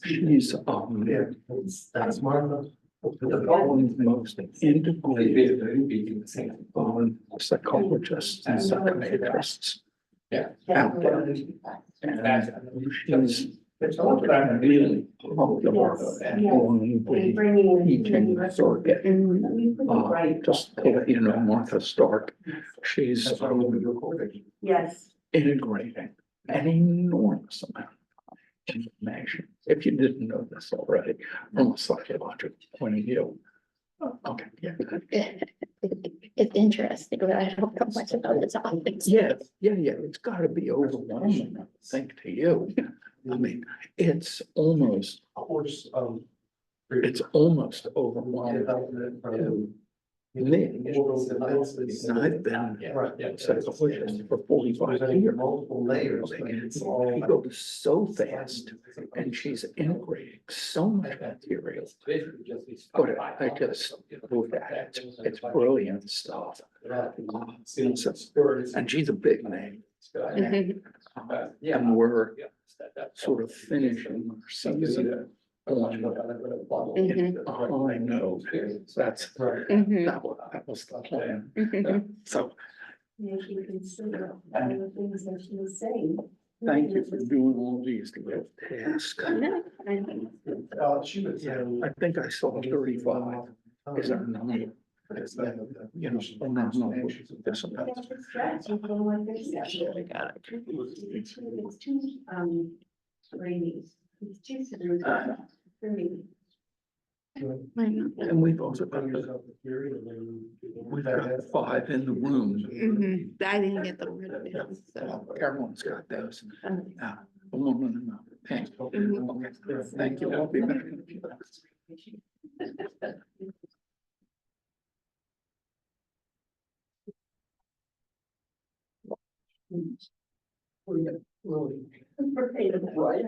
Right, but I was saying to them, if you do all of that, you will listen to your patient. Oh, well, you've got to have it so cool in yourself. That would be her. Well, or just one for Right. No, she is actually brilliant. That's the stuff that really inspires me. Because he's saying so much. Yes, yes. And I think she's that effective with the patient. I believe she's that, I would, I think so too. yeah. She's sort of leadership really is inspiring, isn't it? Yeah, I remember that from the last time. Because kids are like that, you know, they do things that are, daring and egocentric. But I mean, that's a tragedy, it's quite incredible.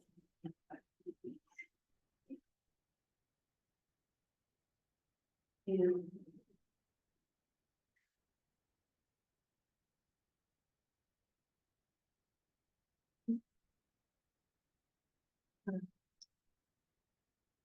So that's how she used to look like. Yeah, she's, down in Florida now, and I think she gets a lot of treatments. Skin and hair treatments. Yes, you can see it.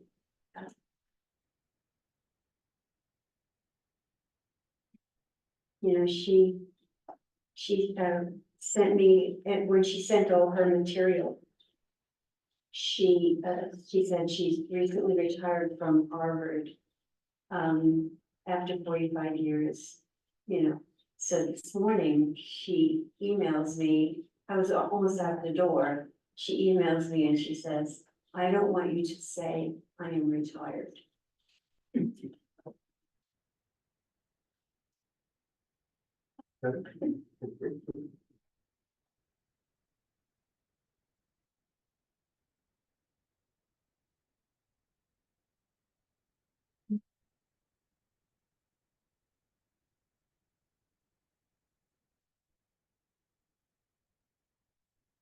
Recording is turned off, isn't it?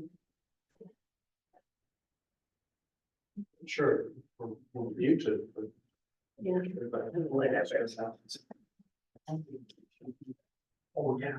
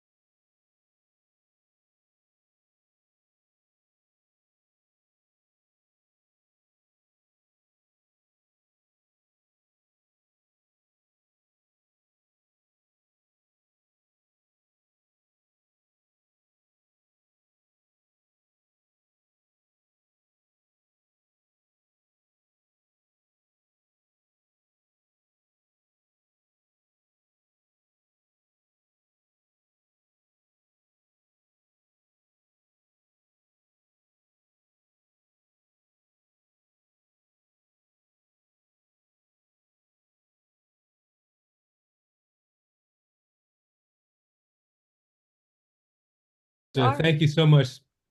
Great day. Great day. Thank you, Ed. I'll Thanks get for the letting rest me when I know. get home or See you tomorrow. Thursday. See you Yes, Thursday. for sure. Bye Oh, now. good. Oh, good. Okay, we're going to get started shortly. Are we back to being recorded? Yes. Oh, good. Oh, good. Oh, good. And this time, forgive me, I will check. I can easily unmute myself, and I'm so sorry. Everybody had been muted, and I didn't know that I was still muted. So, all right. So, shall we get started again? Okay, good. So, can you see that? Yes. Yes. Okay, good. Oh, good. Wait, I want to make sure I can still see Bill. Bill Kerwan. Okay, all right, yeah, on my screen, I just want to make sure. Okay, hello, Roseanne. All right. Let me just, wait a minute.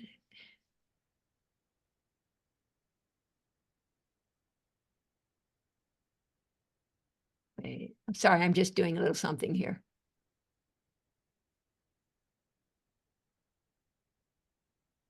Okay, all right, so picking up again, so Model 5, and you can hear me and you can see me. Okay, good, hi. All right, and I know this is a lot of material. Oh, and I want to clarify, because I know some of us heard during the break. I'm trying to get myself to retire from Harvard Medical School, where I've been since 1965 when I went off to Harvard undergrad.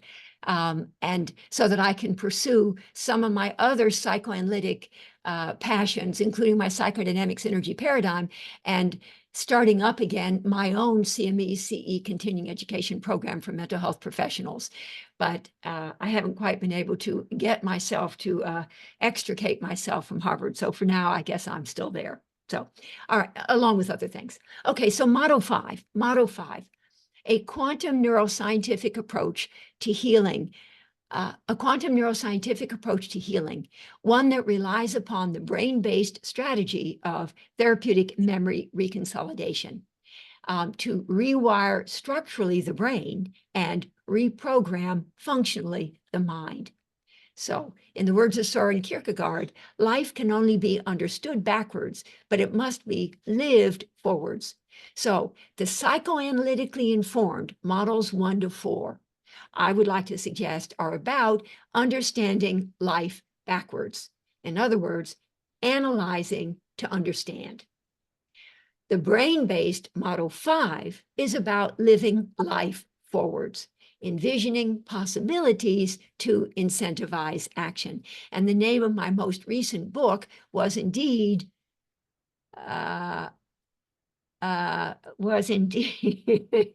well, the subtitle was Analyzing to Understand and Envisioning Possibilities to Incentivize Action. And I guess the title was Life Can Only Be Understood Backwards, but It Must Be Lived Forwards, I guess was the title. And the subtitle was Analyzing to Understand, but Envisioning Possibilities to Incentivize Action. Okay. All right.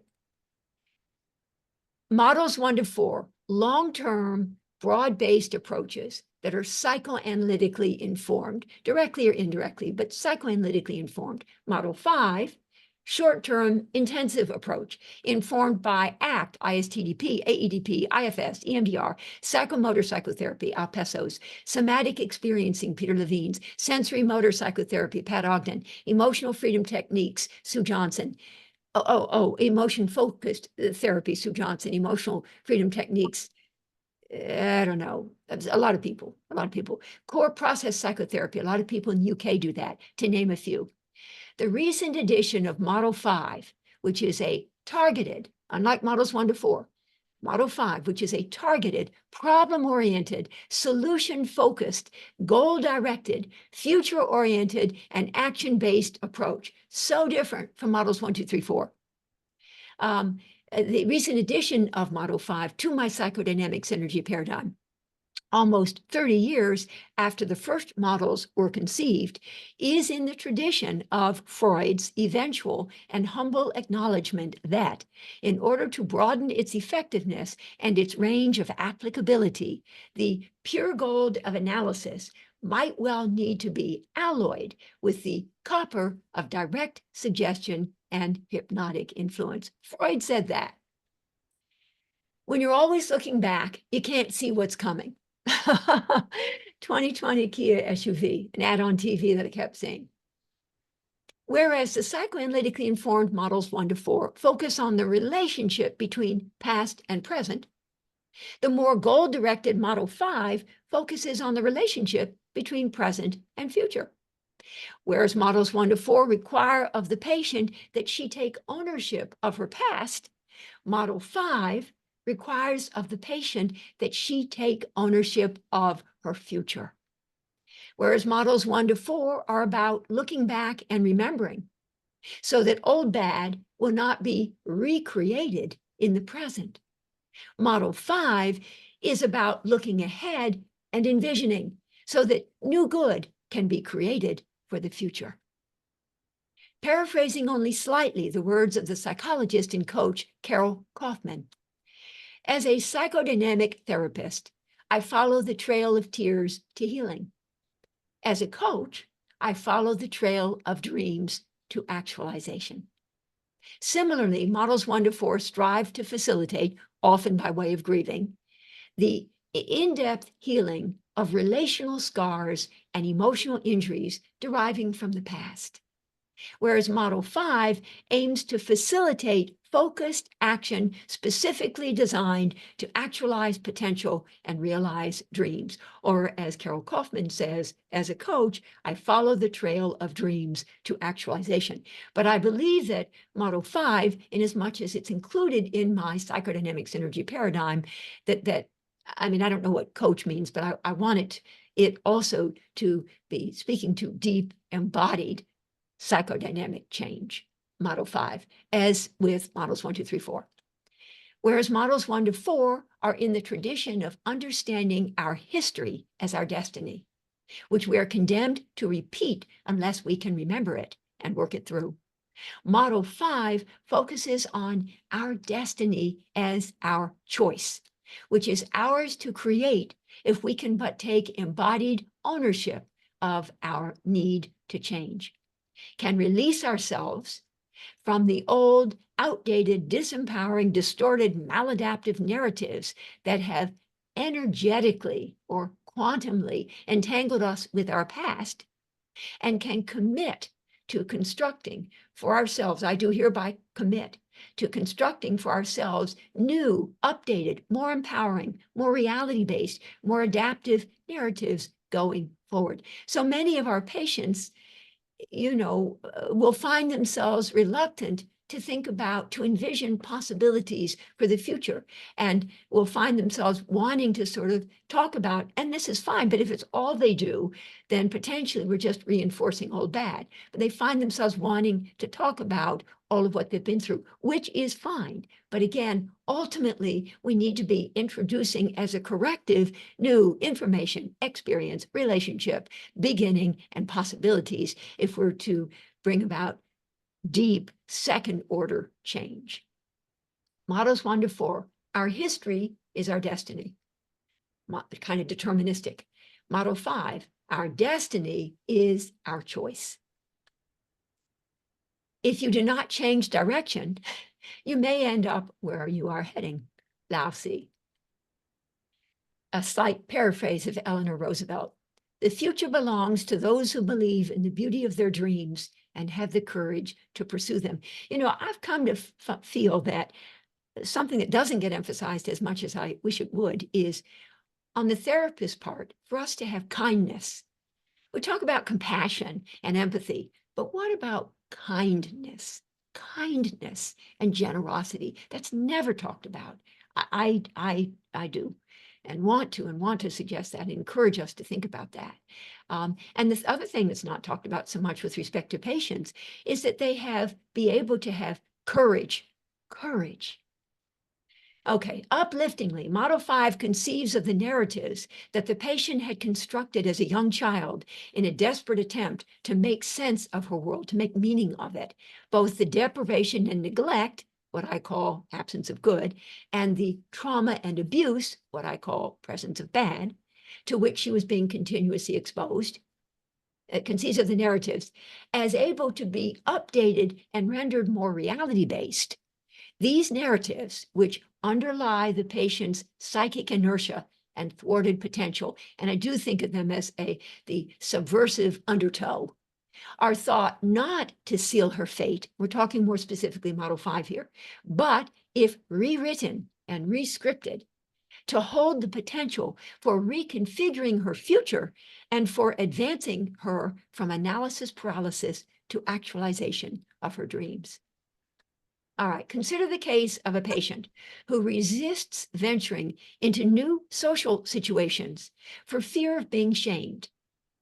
The psychoanalytically informed approaches, models 1 to 4, put simplistically, but would focus on first exploring the historical roots, or what we used to say, genetic underpinnings, of the patient's irrational fear of being shamed, and on then gradually working through, most efficiently if done within the context of the transference, the parental errors of omission, absence of good, and the parental errors of commission, presence of bad, that might have given rise to it, and to it. Generally, grieving would play a pivotal role in liberating the patient from her irrational fears, her infantile attachments, and her compulsive repetitions. But the constructivist Model 5, brain-based, constructivist, action-oriented, goal-directed, et cetera, et cetera. But the constructivist, as in you construct narratives, scripts, and you rewrite them and rescript them. But the constructivist Model 5 would highlight the patient's conditioned fear of being shamed as outdated and maladaptive, and would then repeatedly and decisively challenge this procedurally organized and implicitly held relational expectation of being shamed by encouraging the patient to envision the possibility of something new, different, and compellingly better for her future.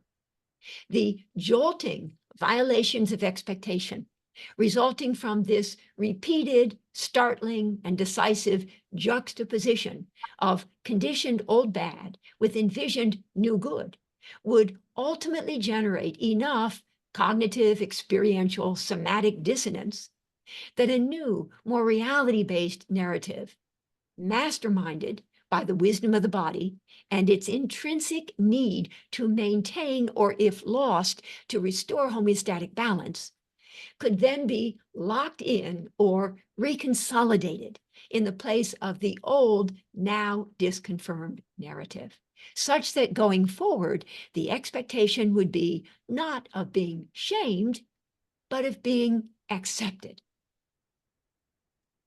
Okay, so neuroscience. Bear with me, please, here for these next several slides that speak to the phenomenal impact and significance of therapeutic memory reconsolidation. Neuroscience supports the idea that under the right circumstances and with repeated impactful juxtaposition of new good with old bad, an updated and more evolved, new, different, and compellingly better narrative will ultimately replace the outdated and less evolved same old narrative. In essence, therapeutic memory reconsolidation. Relevant most obviously for Model 5, but relevant, quite frankly, for Models 1, 2, 3, and 4 as well. And I spoke to a number of the people who founded the different short-term intensive approaches, and I said, are you okay with my sort of thinking in terms of therapeutic memory reconsolidation as being sort of an important part of what it is, of the therapeutic action? And they said, yes, Dick Schwartz and David Feinstein and Pat Ogden and others, just to make sure that I was on track here. Okay, therapeutic memory reconsolidation, juxtaposing updated new good with outdated old bad, an evolutionary necessity to keep the mind current and relevant. And here we have a little girl. It's kind of like patting your head and rubbing your tummy at the same time. That's what you're going to see we're doing with therapeutic memory reconsolidation. Okay, neuroscientists had long believed that once a new experience, especially a traumatic one, had been stored in long-term memory, it would be permanently installed. Perhaps it could then be modified by subsequent experiences, but its essence would nonetheless remain intact. Lurking just beneath the surface as a somatic memory, ever vulnerable to being reactivated and re-experienced, thereby reinforcing its intensity before once again returning to body consciousness. This was very much in keeping with Hebb's postulate, advanced in 1949 by the neuropsychologist Donald Hebb. Neurons that fire together wire together, meaning that reactivated and re-experienced memories are simply reinforced through repetition and never resolved. If we are therefore ever busy inviting our patients to, I learned this from my students in the course that I teach at William James College in October. And they brought it up and sort of like, oh my God, yes, here we go. If we are therefore ever busy inviting our patients to remember, relive, and retell their early on traumas, as we simply bear witness and resonate empathically with their lived experience of intense fear, terror, helplessness, and hopelessness, without offering them as an alternative something new, different, and compellingly better, then are we not possibly doing them a grave disservice? If that's all we do, won't we be potentially running the risk of inadvertently reinforcing those traumatic memories of abuse without actually resolving them?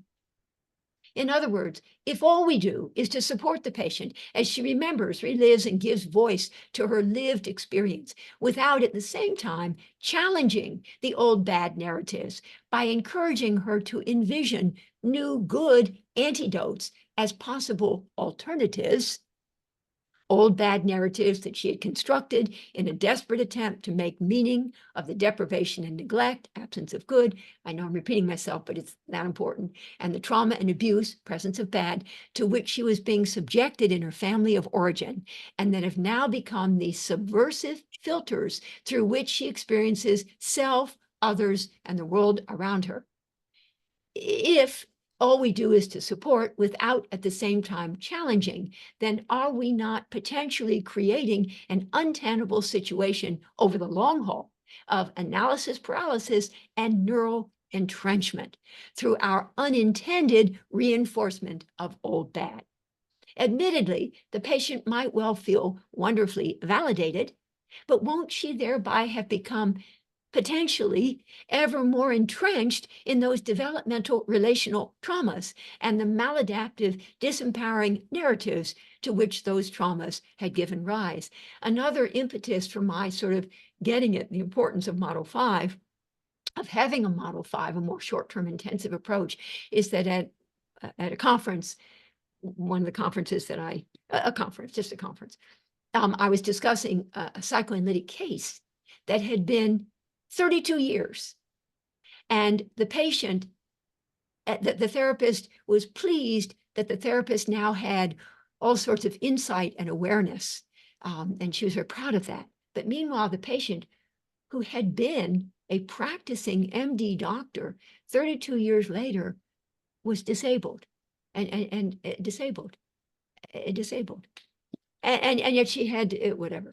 So, and it became clear as the story unfolded that the therapist was empathically listening and bearing witness and helping the patient to give voice to all of her early on traumas.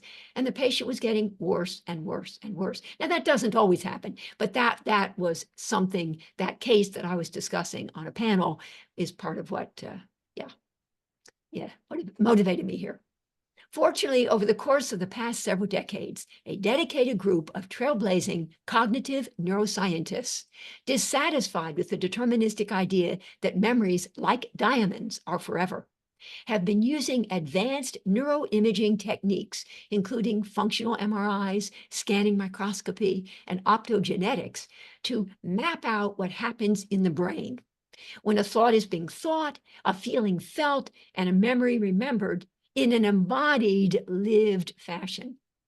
Their focus has been on how old memories, especially implicitly held traumatic memories, consolidated in long-term memory and distributed in networks throughout the cortical limbic system, in other words, implicit relational knowing, can be subsequently updated and reconsolidated.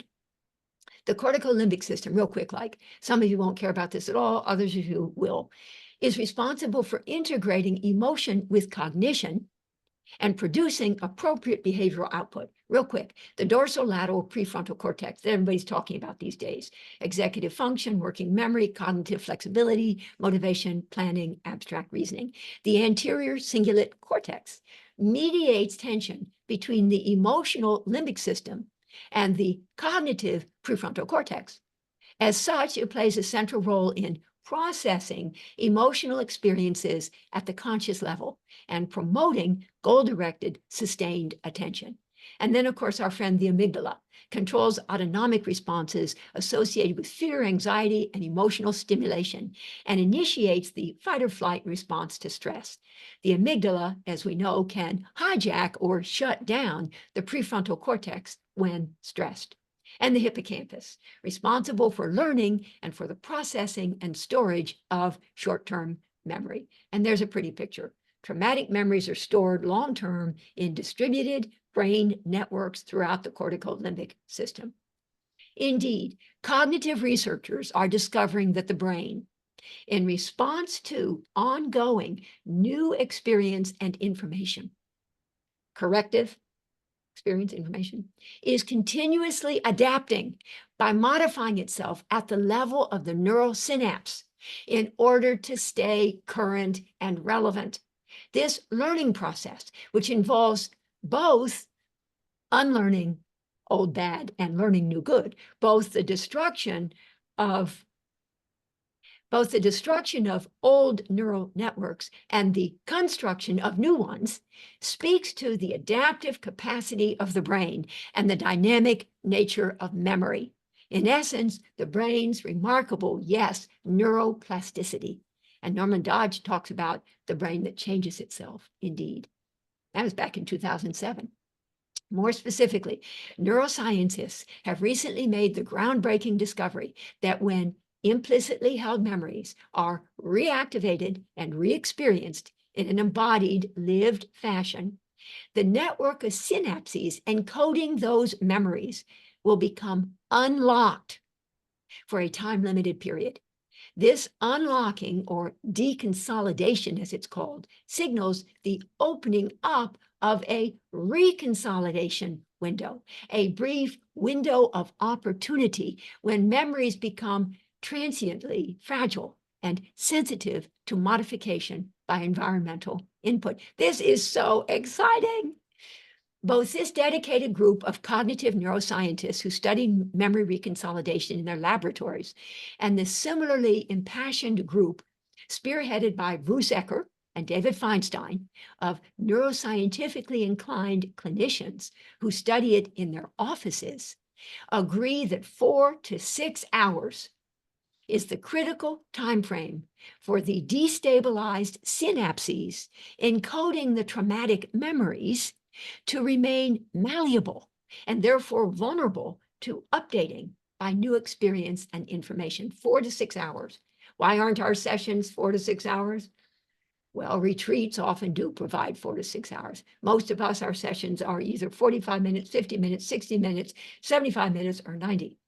Such that these synapses can be rewired under the right circumstances and the traumatic memories they encode reprogrammed. Interestingly, somewhat surprisingly and counterintuitively, the brain can change itself in response not only to experiencing something new, but also to imagining something new. In fact, a growing body of evidence supports the finding that simply visualizing or envisioning something, even though it occurs entirely in the mind, is sometimes almost as effective as actually doing it. According to research being done at the Cleveland Clinic, participants were able to strengthen muscles just by visualizing physical movement. This impact simply required concentrated mental practice, the cognitive rehearsal of a physical activity without actual movement. One study demonstrated that if subjects wanting to master a particular skill were simply to visualize mastery of it, then they would be able to decrease by 50% the number of actual practice hours required. Just observe Olympians, and of course we have the Summer Olympics coming up shortly, and I'm pleased to say that Simone Biles, yesterday on TV we saw, she just nailed it. She just nailed it, and she's not going to get the twisty. She's just going to do it. She's going to go back to the Olympics, and I think we're all rooting for her. She's going to nail it. Anyway, that was Simone Biles. Anyway, just observe Olympians doing their visualization exercises with their eyes closed as they prepare to compete in such sports as figure skating, swimming, diving, dressage, downhill skiing, gymnastics, skateboarding, and pole vaulting, to name a few. Clearly, top-ranked athletes figured out long ago that focused mental practice can definitely improve physical performance. And there's a nice little chart of what we've said. When therapeutic memory reconsolidation updates a traumatic memory, what is it that changes? And what is it that remains the same? Importantly, the fact of the event underlying the traumatic memory will not change. That is, the episodic memory, as it's called, itself will remain intact. You don't just sort of, it's gone. Rather, what will change will be the body's memory of the trauma, its emotional charge or valence, and the narratives to which the trauma had then given rise. In other words, how the patient positions herself in relation to the traumatic experience, how she contextualizes it, will change. Importantly, neuroscientists have discovered that the consolidation and reconsolidation of memories requires the synthesis of new proteins in the cortical limbic system. Aha, something very scientific here. And that inhibiting protein synthesis will interfere with long-term potentiation. That is, with the transfer of traumatic memories from short-term storage in the hippocampus to long-term storage in distributed networks in the cortical limbic system. Some promising research is now being conducted with the synthetic drug propranolol, a beta blocker that dampens the stress response peripherally. I have colleagues who take that before they speak publicly. I didn't take it. And inhibits protein synthesis centrally. Because research being done on that, because it disrupts memory consolidation and reconsolidation. Propranolol, a beta blocker, is a promising novel treatment for patients suffering from post-traumatic stress disorder. And here we have, although propranolol does not erase the traumatic memory itself, it can modify the negative emotional valence associated with the trauma. Pretty cool. Memory, Oscar Wilde once quipped, is the diary that we all carry about with us. After referencing Wilde's quote in his 2010 Scientific American article on the overwriting of traumatic memories, Daniel Lametti, a neuroscientist at McGill, quipped, perhaps, but if memory is like a diary, it's one filled with torn out pages and fabricated passages. Yes. Which is a poetic way of describing the quantum nature of memory. The idea that memories are created by the act of remembering. Similar also to the quantum idea that no man ever steps in the same river twice, for it's not the same river, and he's not the same man. There's nothing permanent except change. The Greek philosopher Heraclitus. Okay, clinical example from trauma victim to trauma survivor. When Maria was a young girl, she had experienced frequent emotional abuse at the hands of her rageful alcoholic father. And in a desperate attempt to make sense of that abuse, she had decided, right, to make meaning of the presence of bad, she had decided that it must have been she who was the bad one, she who was at fault. But Maria was fortunate enough to be working with a therapist who understood the transformational power of therapeutic memory reconsolidation, and who therefore offered Maria a rapid-fire series of empowering and disconfirmatory experiences, albeit imaginary, that repeatedly and forcibly challenged Maria's conditioned relational expectation of being always the victim. These juxtaposition experiences took place in conjunction with reactivated, embodied memories of her father's abuse. Okay, so patting the head and rubbing your tummy at the same time. It doesn't have to be exactly at the same time, and models 1, 2, 3, 4 are probably not always exactly at the same time. In model 5, as I suggested, it's more, and as I discover it, like EMDR, left, right, left, right, left, right, left, right, and some of the other ones, it's more obvious juxtaposition. So the juxtaposition experience is taking place in conjunction, in this case, with reactivated embodied memories of her father's abuse, such that Maria was eventually able to update therapeutic memory reconsolidation. Her self-negating narrative. No longer did she experience herself as being ever at risk for being abused.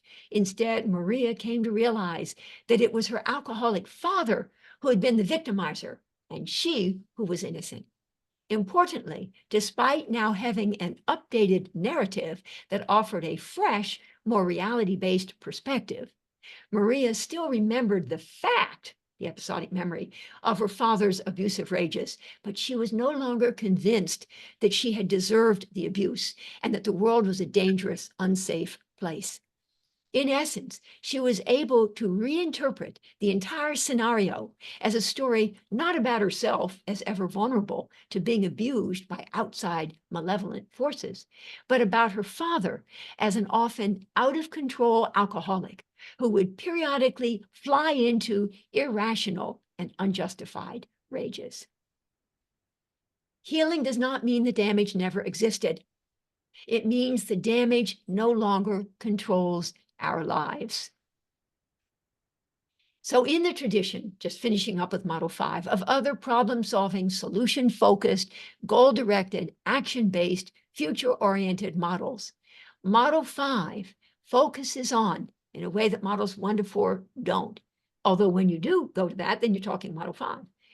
Envisioning of possibilities, taking ownership of the need to change, setting coherent, purposeful, and embodied intention, committing to action, creating one's destiny, realizing one's dreams, actualizing one's potential, self-empowerment, personal agency, freedom, and choice.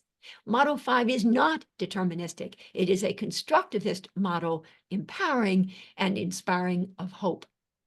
This time, unlike Models 1 to 4, where the patient leads for the most part and we follow, in Model 5, the therapist leads and the patient follows. Together, they co-create the patient's future.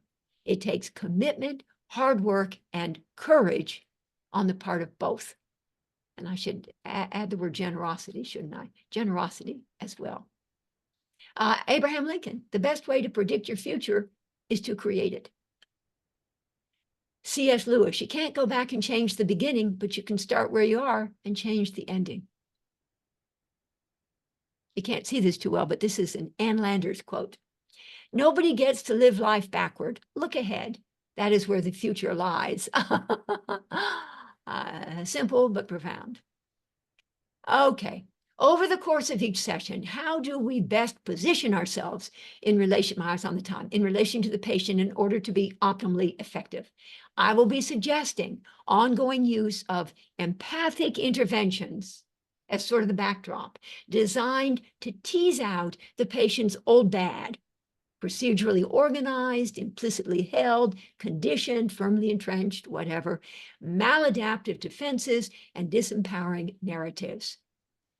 Use of these empathic interventions, to create the backdrop and thereby to set the stage for periodic introduction whenever moments of opportunity present of optimally stressful interventions. Model 1 conflict statements, Model 2 disillusionment statements, Model 3 accountability statements, Model 4 facilitation statements, Model 5 quantum disentanglement statements. Those are all growth incentivizing, optimally stressful interventions in my psychodynamic synergy paradigm. So against the backdrop of the empathic, and I'm going to explain in a moment what I mean by empathic interventions, because they're a specific something, which create the backdrop and set the stage for these optimally stressful interventions designed to provide corrective challenge of those subversive but egosyntonic and deeply ingrained defenses, narratives, and core beliefs that the empathic statements were busy teasing out. So the empathic statements are going to be resonating in a really good, empathically attuned way, and then teasing out old bad, the patient's old bad maladaptive defenses and disempowering narratives. So you get kind of quite a bit work done with your empathic statements. So with the therapist's finger ever on the pulse of the level of the patient's anxiety and capacity to tolerate further corrective challenge. Whenever possible, the therapist will therefore alternately and repeatedly, these are the optimally stressful ones, challenge the defense by directing the patient's attention to where the therapist would want the patient to go, and then support the defense by resonating empathically with where the patient is. Now, for the last decade or so, I have always said that I have called upon Salman Akhtar's brilliant distinction, the disruptive attunement that is challenging of the defense on the one hand, and then Salman Akhtar's homeostatic attunement to name what I describe as supporting the defense. And because I love what Salman Akhtar has written about disruptive attunement, challenge, and homeostatic attunement. Both are attuned, but done in slightly different ways. Both challenge and support are attuned, but done in slightly different ways. So I was presenting this at a conference that it happens, Jim Herzog was on with me. He was seated beside me. And so I'm saying, and as Salman Akhtar highlights, and Jim raises his hand and basically says, if I could be so bold, actually, Salman Akhtar does talk about it, but it was I who talked about it first. So anyway, with apology to Jim Herzog, my friend Jim Herzog, I did not know that. And I have here James Herzog, 1984, and Salman Akhtar, 2012. Disruptive attunement on the one hand, homeostatic attunement on the other. Homeostatic attunement is aptly named because being attuned, always with compassion and never judgment, to where the patient is in the moment, will indeed temporarily support the homeostatic balance of the patient's defenses. Empathic interventions do just that. Disruptive attunement is aptly named because challenging the homeostatic balance of the patient's defenses will indeed temporarily disrupt the dysfunctional status of those defenses. And optimally stressful interventions, whereas empathic statements are homeostatically attuned, optimally stressful interventions are a story about homeostatic attunement and disruptive attunement, support and challenge of the patient's defenses. Repeatedly, judiciously, and strategically leveraging the patient's anxiety for second-order change to galvanize transformation and growth. This ad for a hair product. Wash, rinse, and repeat. Challenge, support, and repeat. That's repeat. Okay, good. Oh, well, I did want to say, yeah. So in essence, you're attempting to create optimally stressful growth incentivizing leverage points, a new term that's come my way, that are strategically designed to facilitate the therapeutic action. And Donella Meadows has come up with this beautiful term. These are places within complex, adaptive, chaotic systems where a small change in one thing can produce big changes in everything. And these are these leverage points. And we're talking about systems theory here. Complex, adaptive, self-organizing, nonlinear, dynamical, chaotic systems, which in essence, our self-regulatory, defensive and adaptive mechanisms are. Co-created emergence of change. Yeah, everything's co-created. I haven't gotten into a big thing about how everything's co-created, but I do feel everything is co-created, just saying. Leverage points are like acupuncture points, places where finely tuned strategic intervention is capable of creating lasting change, creating positive ripple effects that spread far and wide. But how do we get that balance between challenge and support just right? By being ever attuned to the impact of what you're saying on the patient and attuned to just sort of where the patient is, feeling our way into the patient's experience in the moment. Challenge, support. Indeed, we all find ourselves sometimes a little confused about what to do next. Not quite sure what to do right now. Keep left, do not follow. What's a therapist to do? So Yogi Berra has an idea. Perhaps the best advice is when you come to a fork in the road, take it. Okay, all right. So now we're going to do some optimally stressful interventions that indeed both challenge by directing the patient's attention where we would want her to go, disruptive attunement, And support by resonating empathically with where the patient is. Homeostatic attunement. Yeah, actually, that was that. But I'm actually going to do empathic interventions right now, I see, which primarily support homeostatic attunement. So this is important. This is backdrop. So if there's one thing to take, please, from my presentation, although I certainly hope you'll take more than just one thing, but if there's one thing, please, these empathic interventions. They provide the backdrop and where I spend the majority of my time. They tease out and bring into focus both the patient's affect and the narrative with which that affect is associated. Formulating these empathic statements requires of the therapist that, moment by moment, she be interoceptively grounded in her body, at the same time that she is empathically attuned to what Robert Melman has called the locus of the patient's narcissism. In other words, what most matters to the patient in the moment. The therapist's listening stance at these times is probably best described as one of having an agendaless presence, in the words of Daniel Goleman, and of being a mindful witness, in the words of Tara Brach. These empathic statements reassure the patient that she's being understood and that she's not alone. Empathy is simply listening, holding space, withholding judgment, emotionally connecting, and communicating that incredibly healing message of you're not alone. Examples. It's hard to know where to begin when everything feels so overwhelming. That's an affect, close enough. It's hard to know where to begin when everything feels so overwhelming. It's uncomfortable to be here when you're not sure that therapy is really helping anyway. Look at how much you got done there to a patient who at the beginning of the session is sort of fidgeting and not quite sure where to start. It's upsetting to be feeling this out of control. All of which speak to both the patient's affect and the associated theme. That is the story or narrative that goes with the feeling. You're tired of thinking about whether you should stay or go. You have such deep despair about ever being able to find a true soulmate. You're terrified that you will be disappointed. You're terrified that you yourself will disappoint. You're confused about how best to use the session. You worry about what I might be thinking. See how much can get said there? Now, interestingly, empathic statements that highlight what the patient is experiencing in a specific context, it is painful to be feeling so misunderstood by Juanita, can then usually be generalized from the small to the all. It is painful to be feeling always so misunderstood. By the same token, empathic statements that highlight what the patient is experiencing in the present, it's painful to be feeling so misunderstood, can then usually be extended to the past. It's painful to have been feeling so misunderstood for so long now.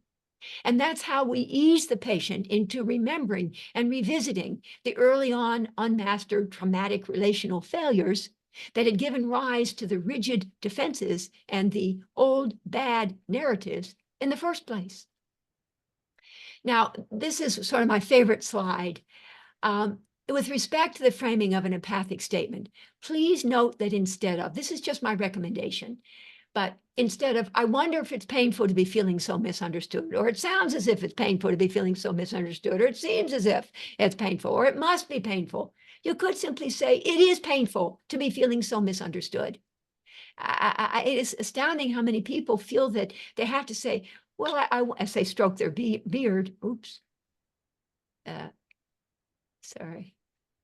Okay, as they stroke their beard, I wonder if it's painful to be feeling so misunderstood. That's so heady. You're putting extra words before just being present. It is painful to be feeling so misunderstood. And it can be followed by an implied question mark, thereby signaling that you are very open to having your statement amended. Sort of an ellipsis, ... question mark, ... So I do my best to eliminate extra words at the beginning of the statement so that I can cut right to the chase. It breaks your heart that she doesn't seem to care. Extra words run the risk of putting too much distance between you and the patient when you're trying to be empathic. And furthermore, empathic interventions should be about the patient and not about the therapist. I wonder if, and not about what the therapist is or is not wondering. Indeed, empathic interventions are designed to highlight both the affect and the narrative with which that affect is associated. And in the process, they'll be gently teasing out and bringing into focus some of the defensive and less healthy recurring themes, habitual patterns, and conditioned repetitions in the patient's life. In essence, they're making explicit the stories, the narratives that the patient as a young child had constructed in a desperate attempt to make sense of her world. But these stories, these narratives, are made up and disempowering stories that have now generalized from the small, her nuclear family, to the all, the world around her. Narratives that have now become the go-to distorted filters through which she experiences self, others, and the world. Again, these empathic statements do not specifically catalyze structural transformation and growth, second-order change, but they do lay the groundwork for optimally stressful interventions that will. And they may also bring about first-order change, behavioral change. So yeah, it's all good. Okay, final slide on this part, then we're moving forward. Parenthetically, many of these empathic statements are doing something to which Terry Real refers as joining through the truth, namely highlighting painful, difficult, and problematic truths that the patient both does and doesn't know. When you feel that you've been wronged, you can get pretty ugly if you have to. Because you believe that what your father did to you was so unfair, deep down you harbor the conviction that the world now owes you. That's an empathic statement, but he is kind of joining through the truth and sort of like, they don't love it that you said that, but yeah, okay, yeah. All right, so examples. Model 1 conflict statements, Model 2 disillusionment statements, Model 3 accountability statements, Model 4 facilitation statements, and Model 5 quantum disentanglement statements, all of which are strategically designed to generate discomforting but growth incentivizing mismatch experiences by repeatedly introducing a corrective challenge to the dysfunctional status quo. And whether that optimally stressful challenge involves, and these are the Ds, cognitive dissonance, affective disillusionment, relational detoxification, existential dependence, synaptic deconditioning, disentanglement. I'm going to read you one or two from each of these. Let's see.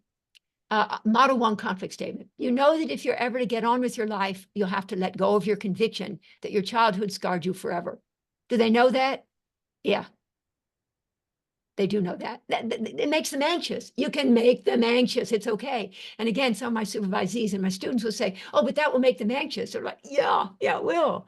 In order so that we can destabilize things, creating thereby opportunity for restabilization at a higher level. Okay, you know, and you can't cheat. It has to be something they really do know. You know that if you're ever to get on with your life, you'll have to let go of your conviction that your childhood scarred you forever.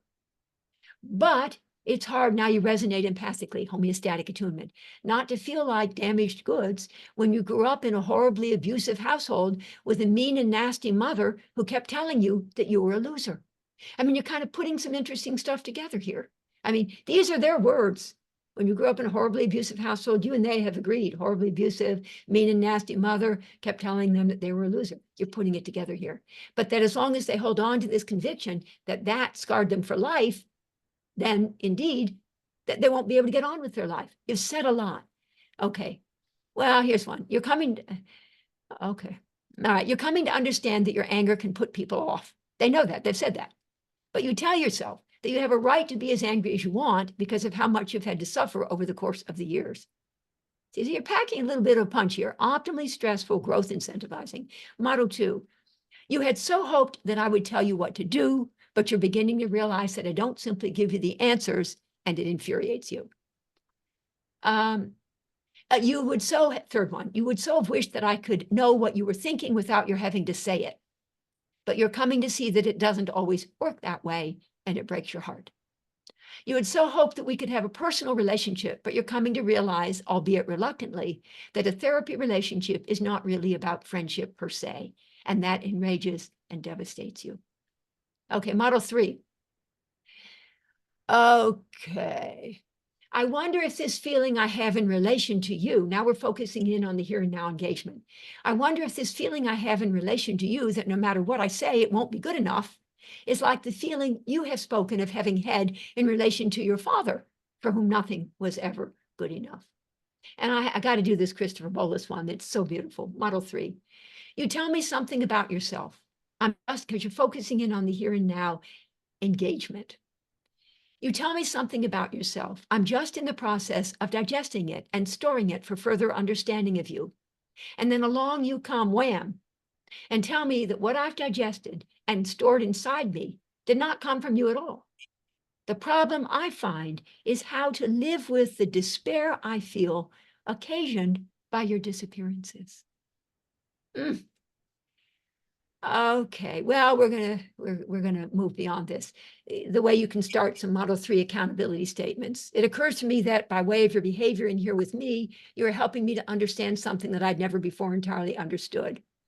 I wonder if my difficulty appreciating just how desperate you were made you feel you had to do something desperate, something dramatic in order to get my attention to a patient who's sort of threatening or thinking suicide. And Erwin Hoffman has this beautiful idea of saying to the patient, Model 3, I want to tell you X, but I'm afraid that Y. I'm tempted to give you the advice for which you are looking. But my fear is that were I to do so, I would be robbing you of the impetus to find your own answers. So you share with them what their enactment or reenactment has elicited or induced in you, and you share that with them. Here's a good one. To a patient who says she wants the therapist's approval regarding her decision to terminate, a termination that the therapist thinks is premature. Erwin Hoffman, all the way. I'm tempted simply to offer you the approval you are seeking. It is, after all, important that you do what feels right for you. But I'm also aware of feeling within myself that the time is too soon, and that were I to support your decision to leave, I might ultimately be doing you a disservice. You see how much you get said there? You share with them your own state of internal dividedness. The rule of 3, I got to say this. For the patient who's done a provocative enactment, you get to ask 1, 2, or 3 of the following. How are you hoping that I will respond? Which speaks to their id. How are you fearing that I might respond? Which speaks to their superego. How do you imagine that I will respond? Which speaks to the executive functioning of their ego. All 3 of which demand of the patient that she make explicit her interpersonal intentions, what's really going on for her, such that she found herself doing this provocative enactment. And if you happen to think it's provocative, you get to say, in essence, how do you imagine that I will respond? How do you fear that I might respond? How are you hoping that I will respond? So you can hear from her what's really going on inside of her. It's all about, in Model 3, accountability and empowerment. Oh, dear. Okay, well, I guess for another time. It's in your notes. Great tan bitch, but it's a good one. It's a good one. It's where the patient said to the therapist, great tan bitch, on side 164. Okay, all right. Okay, Model 4 facilitation statements. A part of you yearns to be seen, known, understood, but another part of you is terrified of being found. A part of you longs to have a partner, bottom 1, with whom you could spend the rest of your life and with whom you could share what you hold most dear. But another part of you cringes at the thought of putting yourself out there. It just feels too risky to open your heart once again. Okay, and Model 5, quantum disentanglement statements. My eyes on the time. Even though I generally assume that people will be critical of me because my parents were so unrelentingly judgmental, I can envision the possibility that someday I might be able to free myself of my self-consciousness and take more ownership of my right to be here on this earth. Even though I feel so alienated from everybody because I was never made to feel that I belonged when I was a kid, I can envision the possibility of someday being able to feel less alienated. I take ownership of my need to put myself out there more, and I hereby commit to being more actively engaged in my life going forward. All right, well, we're not going to do that one, but basically the idea is a sandpile model of chaos theory. The paradoxical impact of stress highlights that So here we have this iterative healing cycles, the Sandpile model of chaos theory, the iterative healing cycles of defensive collapse and adaptive reconstitution at ever higher levels. This is a compelling visual for the cumulative impact of optimal stress on both mind and body. So you have the grains of sand, environmental stressors, steadily being dropped on the patient, the underlying sand pile that's gradually evolving. Those grains of sand will be used to build up the sand pile. But inevitably, you don't know when, just that, there will be a grain of sand that prompts a minor avalanche of the sand pile, such that there's a minor collapse. And that's what our optimally stressful interventions do. But the ongoing grains, the stressors, the ongoing grains will then reconstitute. There'll be a little scar, a little sort of little place of not looking quite right. But the ongoing input from the outside of the stressors will mean that ultimately we reconstitute at ever higher levels. It's the means by which the sand pile will then be able to build itself back up. Each time its structural integrity reinforced, even if there are some little scars and other things on the side, each time at a more resilient level of homeostasis. The irregularities in the sand pile, much like the scars we bear, poignant reminders of the minor collapses, the injuries we have all sustained over time, but ultimately triumphantly overcome. Okay, all right. You don't just wake up and become the butterfly. Growth is a process. So the idea that the working through process is an evolutionary something. They're beautiful. Change is hard at first, messy in the middle, and gorgeous in the end. Just when the caterpillar thought the world was over, she became a butterfly. There's often quantum leaps in the treatment. That's a pretty one too. All right, to conclude, we know this, that's repeat. But so let me just tease out the fundamental thing here. We're almost done. During the early years of a child's life, when the brain is primarily in a theta brainwave state and therefore highly programmable, toxic formative experiences, developmental traumas, will become procedurally organized, as it's called, and incorporated into the child's implicit relational knowing. The Boston Change Process Study Group and Carlin Lyons Ruth talked a lot about implicit relational knowing, the procedurally organized programs and core beliefs and narratives inside of us. Okay, from which so much else will derive. And I hope you understand this next line, both bad in the short term, i.e. the growth disrupting defenses that were necessary for survival, but rigid defenses, unevolved, reflexive, knee-jerk, many of them negative, both bad in the short term, but potentially good once the person gets into treatment or is lucky enough to be engaged in good relationships and can move forward and transform traumatic stressor into optimal stressor. So these toxic formative experiences, these developmental traumas from which so much else will derive, both bad in the short term, but potential good in the long term. Traumatic stressors that at the time were simply too much for the child, lacking both internal resources and parental support to process, integrate, and adapt to, and to which the child, therefore, in order to survive, had been forced to react defensively.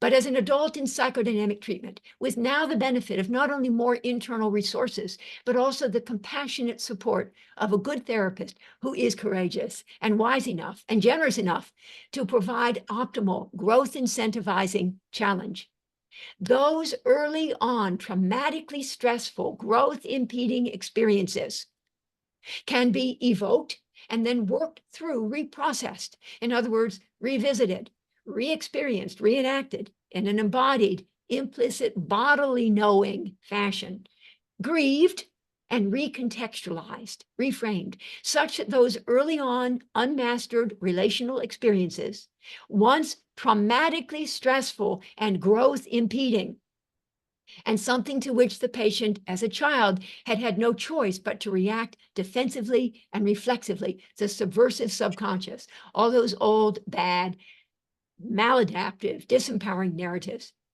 such that those early on unmastered relational experiences, once traumatically stressful and growth impeding, can become optimally stressful. That's what we're doing in the treatment. We're making traumatic stressors optimally stressful. We're offering them optimally stressful interventions against the backdrop of empathic support, homeostatic attunement, can become optimally stressful and growth promoting. Optimal stress provides impetus and opportunity for growth. So optimally stressful and growth promoting, and something to which the patient as an adult in treatment will now be able to respond adaptively and more reflectively. This is appropriately deemed post-traumatic growth.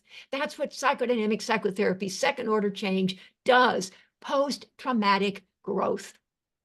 In sum, psychodynamic, I'm eyes on the time, I'm pretending I don't see the time. In sum, psychodynamic psychotherapy affords the patient both impetus and opportunity, albeit belatedly, to master traumatic relational experiences that had once been overwhelming and therefore defended against, but that can now, by virtue of the synergy between the therapist's loving support and the patient's underlying resilience and innate capacity to adapt to now optimal stress, can be, well, distress, be revisited, reprocessed, grieved, and reframed, such that growth impeding defenses, once necessary for survival, can be gradually transformed and expanded into growth promoting adaptations, from psychological rigidity to psychological flexibility, and stronger at the broken places. As the Beatles sing, take a sad song and make it better.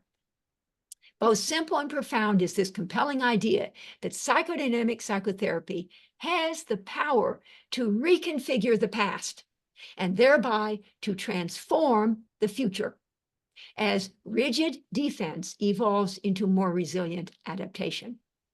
In essence, psychodynamic psychotherapy is a story about reshaping the past to make new futures possible. In the strange and counterintuitive world of quantum physics, this riveting idea that the present has the power to rewrite the past and thereby to change the future is referred to as retrocausation. By the same token, transformation of traumatic stressor into optimal stressor, which is at the heart of the therapeutic action in psychodynamic psychotherapy, is a powerful demonstration of Heisenberg's uncertainty principle and the observer effect in action. This really helped me to understand Heisenberg's uncertainty principle. Albert Einstein, who famously described the quantum entanglement of quantum physics as spooky action at a distance, also wrote about timelessness in the quantum realm. The past, present, and future are only illusions anyway. Indeed, does not psychotherapy demonstrate this very same spooky action over time as well as spooky action at a distance? But it's all good. Greg Braden, last slide. Quantum science second to last slide. Quantum science suggests the existence of many possible futures for each moment of our lives.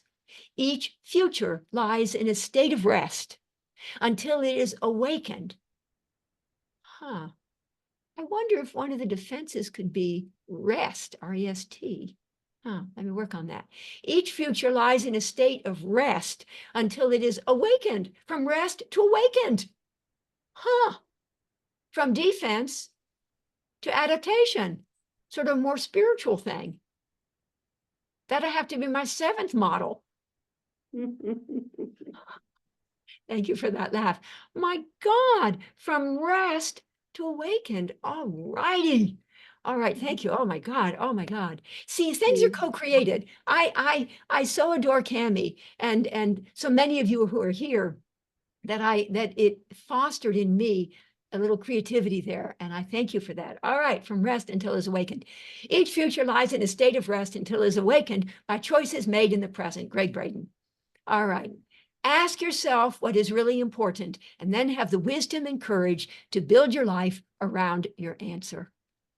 And finally, please let me just say again, I know I'm saying it twice here, but it's entirely free. My weekly spot supervision Zoom sessions, I've been doing them since the beginning of January. I'm going to be continuing ad infinitum, and both live and recorded for later viewing on my private YouTube channel. Thursdays, 12 noon to 1:30, but it's recorded and you get the recording on Friday. Please email me at marthastarkmd@synergymed.solutions. I still have my Harvard email, but I'm trying to free myself, extricate myself from it. So more reliably, it's the synergymed.solutions Q&A. And there you have it. All right, I'm going to stop share, and I appreciate, let me get there. Oh, there it is. Okay, good. Okay, good. Thank you. I realize we're running over just a little bit. Here it is Sunday. Oh, good. Hello, Midge. Hello, Midge. Oh, good. Oh, good. Okay. So, and I get to see some of you. It's so nice. And Dr. Nina, and this VHAFTHNOL, model. No, Medlon. Anyway, Carol Sherman. Hello, Carol. And Jenny again. And Dr. Frank. And Jane Fisher, James, and Christine. Oh, Jane Fisher. There you are. Oh, good. And Carol Sherman. Yep, Jenny. Robin Hollister. There you are. And so on. All right. So bless you all. And I'm open for questions. There might be some. Oh, here, let me just see something, because I see some wonderful words here. Okay, Martha said, Jenny, your willingness to bring together and share these thoughts is like, the beautiful rain here in the Pacific Northwest this morning, nourishing and growth promoting. Thank you with deep gratitude. Oh, thank you very much, Jenny and Nina and Jane Fisher. And quite frankly, let me say, speaking of water and rain, some people have suggested that the way I teach is more like a fire hose, and they would wish it were a little more like a garden hose, but or maybe even the gentle rain. But anyway, I gave you the slides, and I hope that anyway, and you can re-listen to this recording. And today, let me say, I had the pleasure of feeling that I really encapsulated in the way that I wanted to my thinking of 45 years worth. And Cami and the board and all of you gave me an opportunity to do that. And I am so grateful. I mean, you get to a certain age when you become a little bit of long of tooth, as you know, that vampire gum rejuvenation that I'm going to do, so I won't be so long of tooth. And you really want to be able to sort of put out there, instead of that stagnant versus generative, right? The Eric Erickson final stage, generativity, right, versus stagnation, Marcia nodding. I want to be generating, and so on. And Anne Purcell says, resting in the plane of possibility. Oh my God. Oh my God. Thank you. Anne, can I see Anne? I hope she'll appear. Make yourself appear, Anne. We can actually almost make you appear. I can make you appear. Let me see if I can make her appear. Well, maybe you will. I hope you didn't disappear. Oh, well. Anyway, I hope I didn't scare you away. All right. Anyway, thank you. Resting in the plane of possibility. Wow. Jane, I actually feel the energy from the rest to the awakened realization you just made, Martha. Now you're going to want to know not only Model 6, which is 2020 to 2030, but now I got to do Model 7, which is 2030 to 2040. And I plan to live to be very old, I have to say. My grandparents, all 4 of them, lived into their 90s, and my parents lived to 93 and 98, respectively. And I plan to live for at least another 24 years. So just saying, thank you. I do all sorts of things for robust health and organic and lifestyle choices, and minimize environmental toxic exposures, et cetera, so I can live well as best I can. Okay, Dr. Dan Siegel's Wheel of Awareness model and accompanying meditation enables resting in the plane of possibility. You know, one time, thank you for naming that, Anne. I appreciate that. So one time, so I watched Judge Judy, and listen, I know you all can just kind of leave if you want. Oh, there's Anne. Hello, Anne. Hello, Anne. So I was watching Judge Judy. My dear sweet Gunnar tells me I shouldn't let people know that I watch Judge Judy, but I do watch Judge Judy when I can. But before it, what was on was Dr. Phil. And on Dr. Phil was Dan Siegel. And Dan Siegel was talking about, this was several years ago, talking about his next book about mindfulness and intentionality and all the good awareness and all the good stuff. So I actually boldly, I saw it, I loved it. I love Dan Siegel. I know him a little bit, not well, not well. I know him a little bit. So I emailed him and I said, I'm giving a presentation that's entitled the neuroplasticity, something, oh dear, the synergy, the neuroplastic synergy of mindfulness and intentionality. And he wrote back immediately and did a thumbs up and he said, I love it. I love it. So that's my story about Dan Siegel. So yeah, I'm going to look at resting in the plane of possibility. Thank you. Yes, verbally, Joanne, ask a question. And but those letters. Okay, let me in. Can you hear me, Martha? Yes, I can. Go ahead, Joanne. Okay, so I just wanted to talk thank you so much for focusing on Model 5. And I'm an ACT trained therapist, and so I often start in a more directive posture. That's just so many times these small little behavioral activations. How about as an experiment, we try this? You're afraid to talk to people. How about you wait? Like that is where we build trust and we build intimacy. And then we move backwards towards being able to work at the intimate edge or to be able to trust for that kind of more benign regression. But sometimes it doesn't go beyond kind of those more exposure tasky, trying things that get them unstuck. It never gets beyond the superficial. Whereas for other people, that's kind of like our intro. And then we're able to go actually much deeper into the other models. And I just wondered if you had any observations about, is that a failure, not a failure, is that a missed opportunity on my part to shift? Or are there some people for whom they're just going to stay up here and they're going to get something out of it, and maybe that's not deep healing? Do you understand my question? Yeah, I do. Because I'm a psychoanalyst and I was psychoanalytically trained, that sort of kind of stuck in me. And so even though over the course of the decades, I've evolved and broadened and expand the range of applicability of what I do.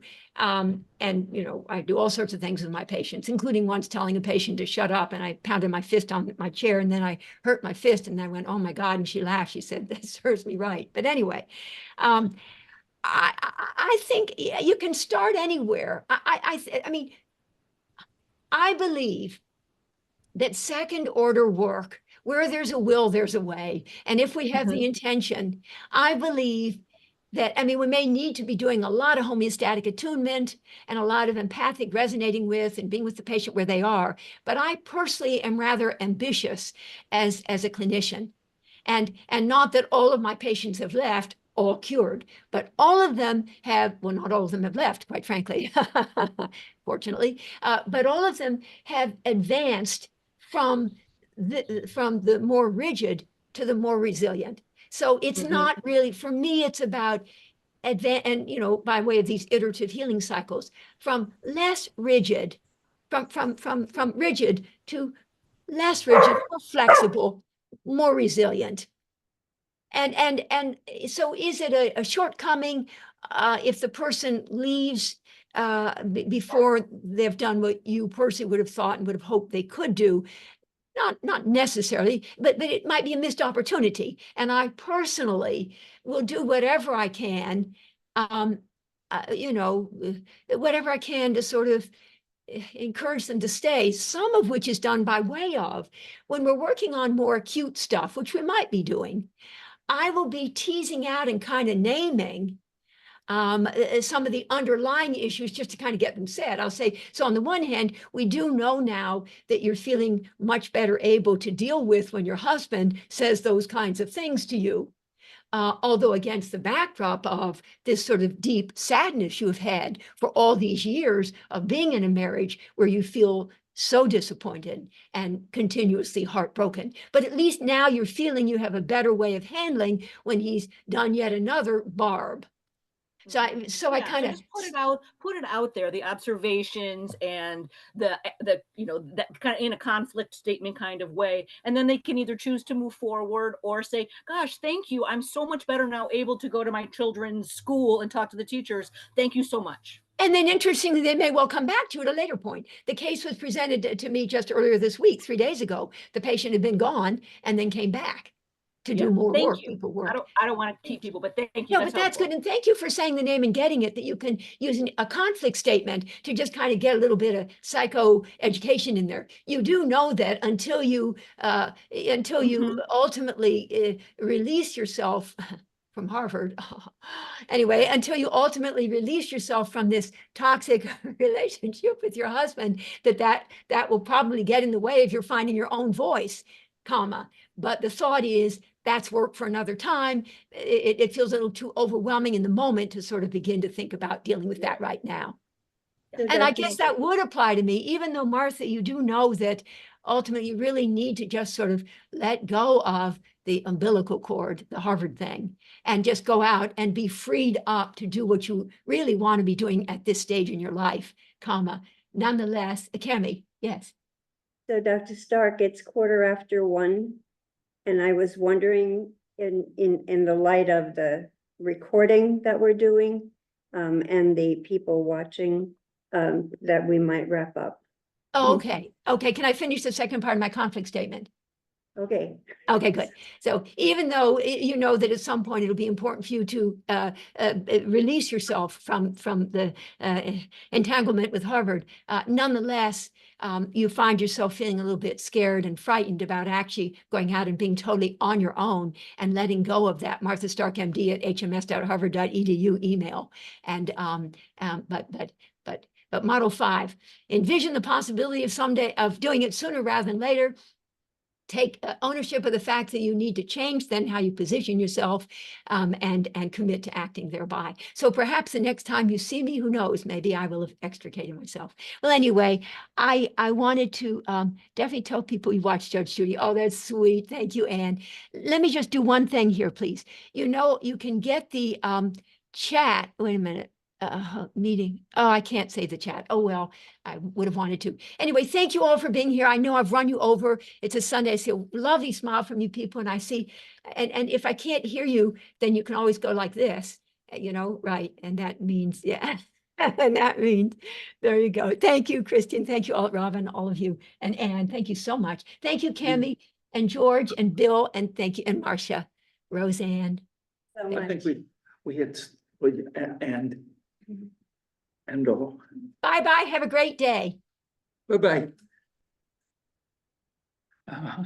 Yeah. Oh, yeah.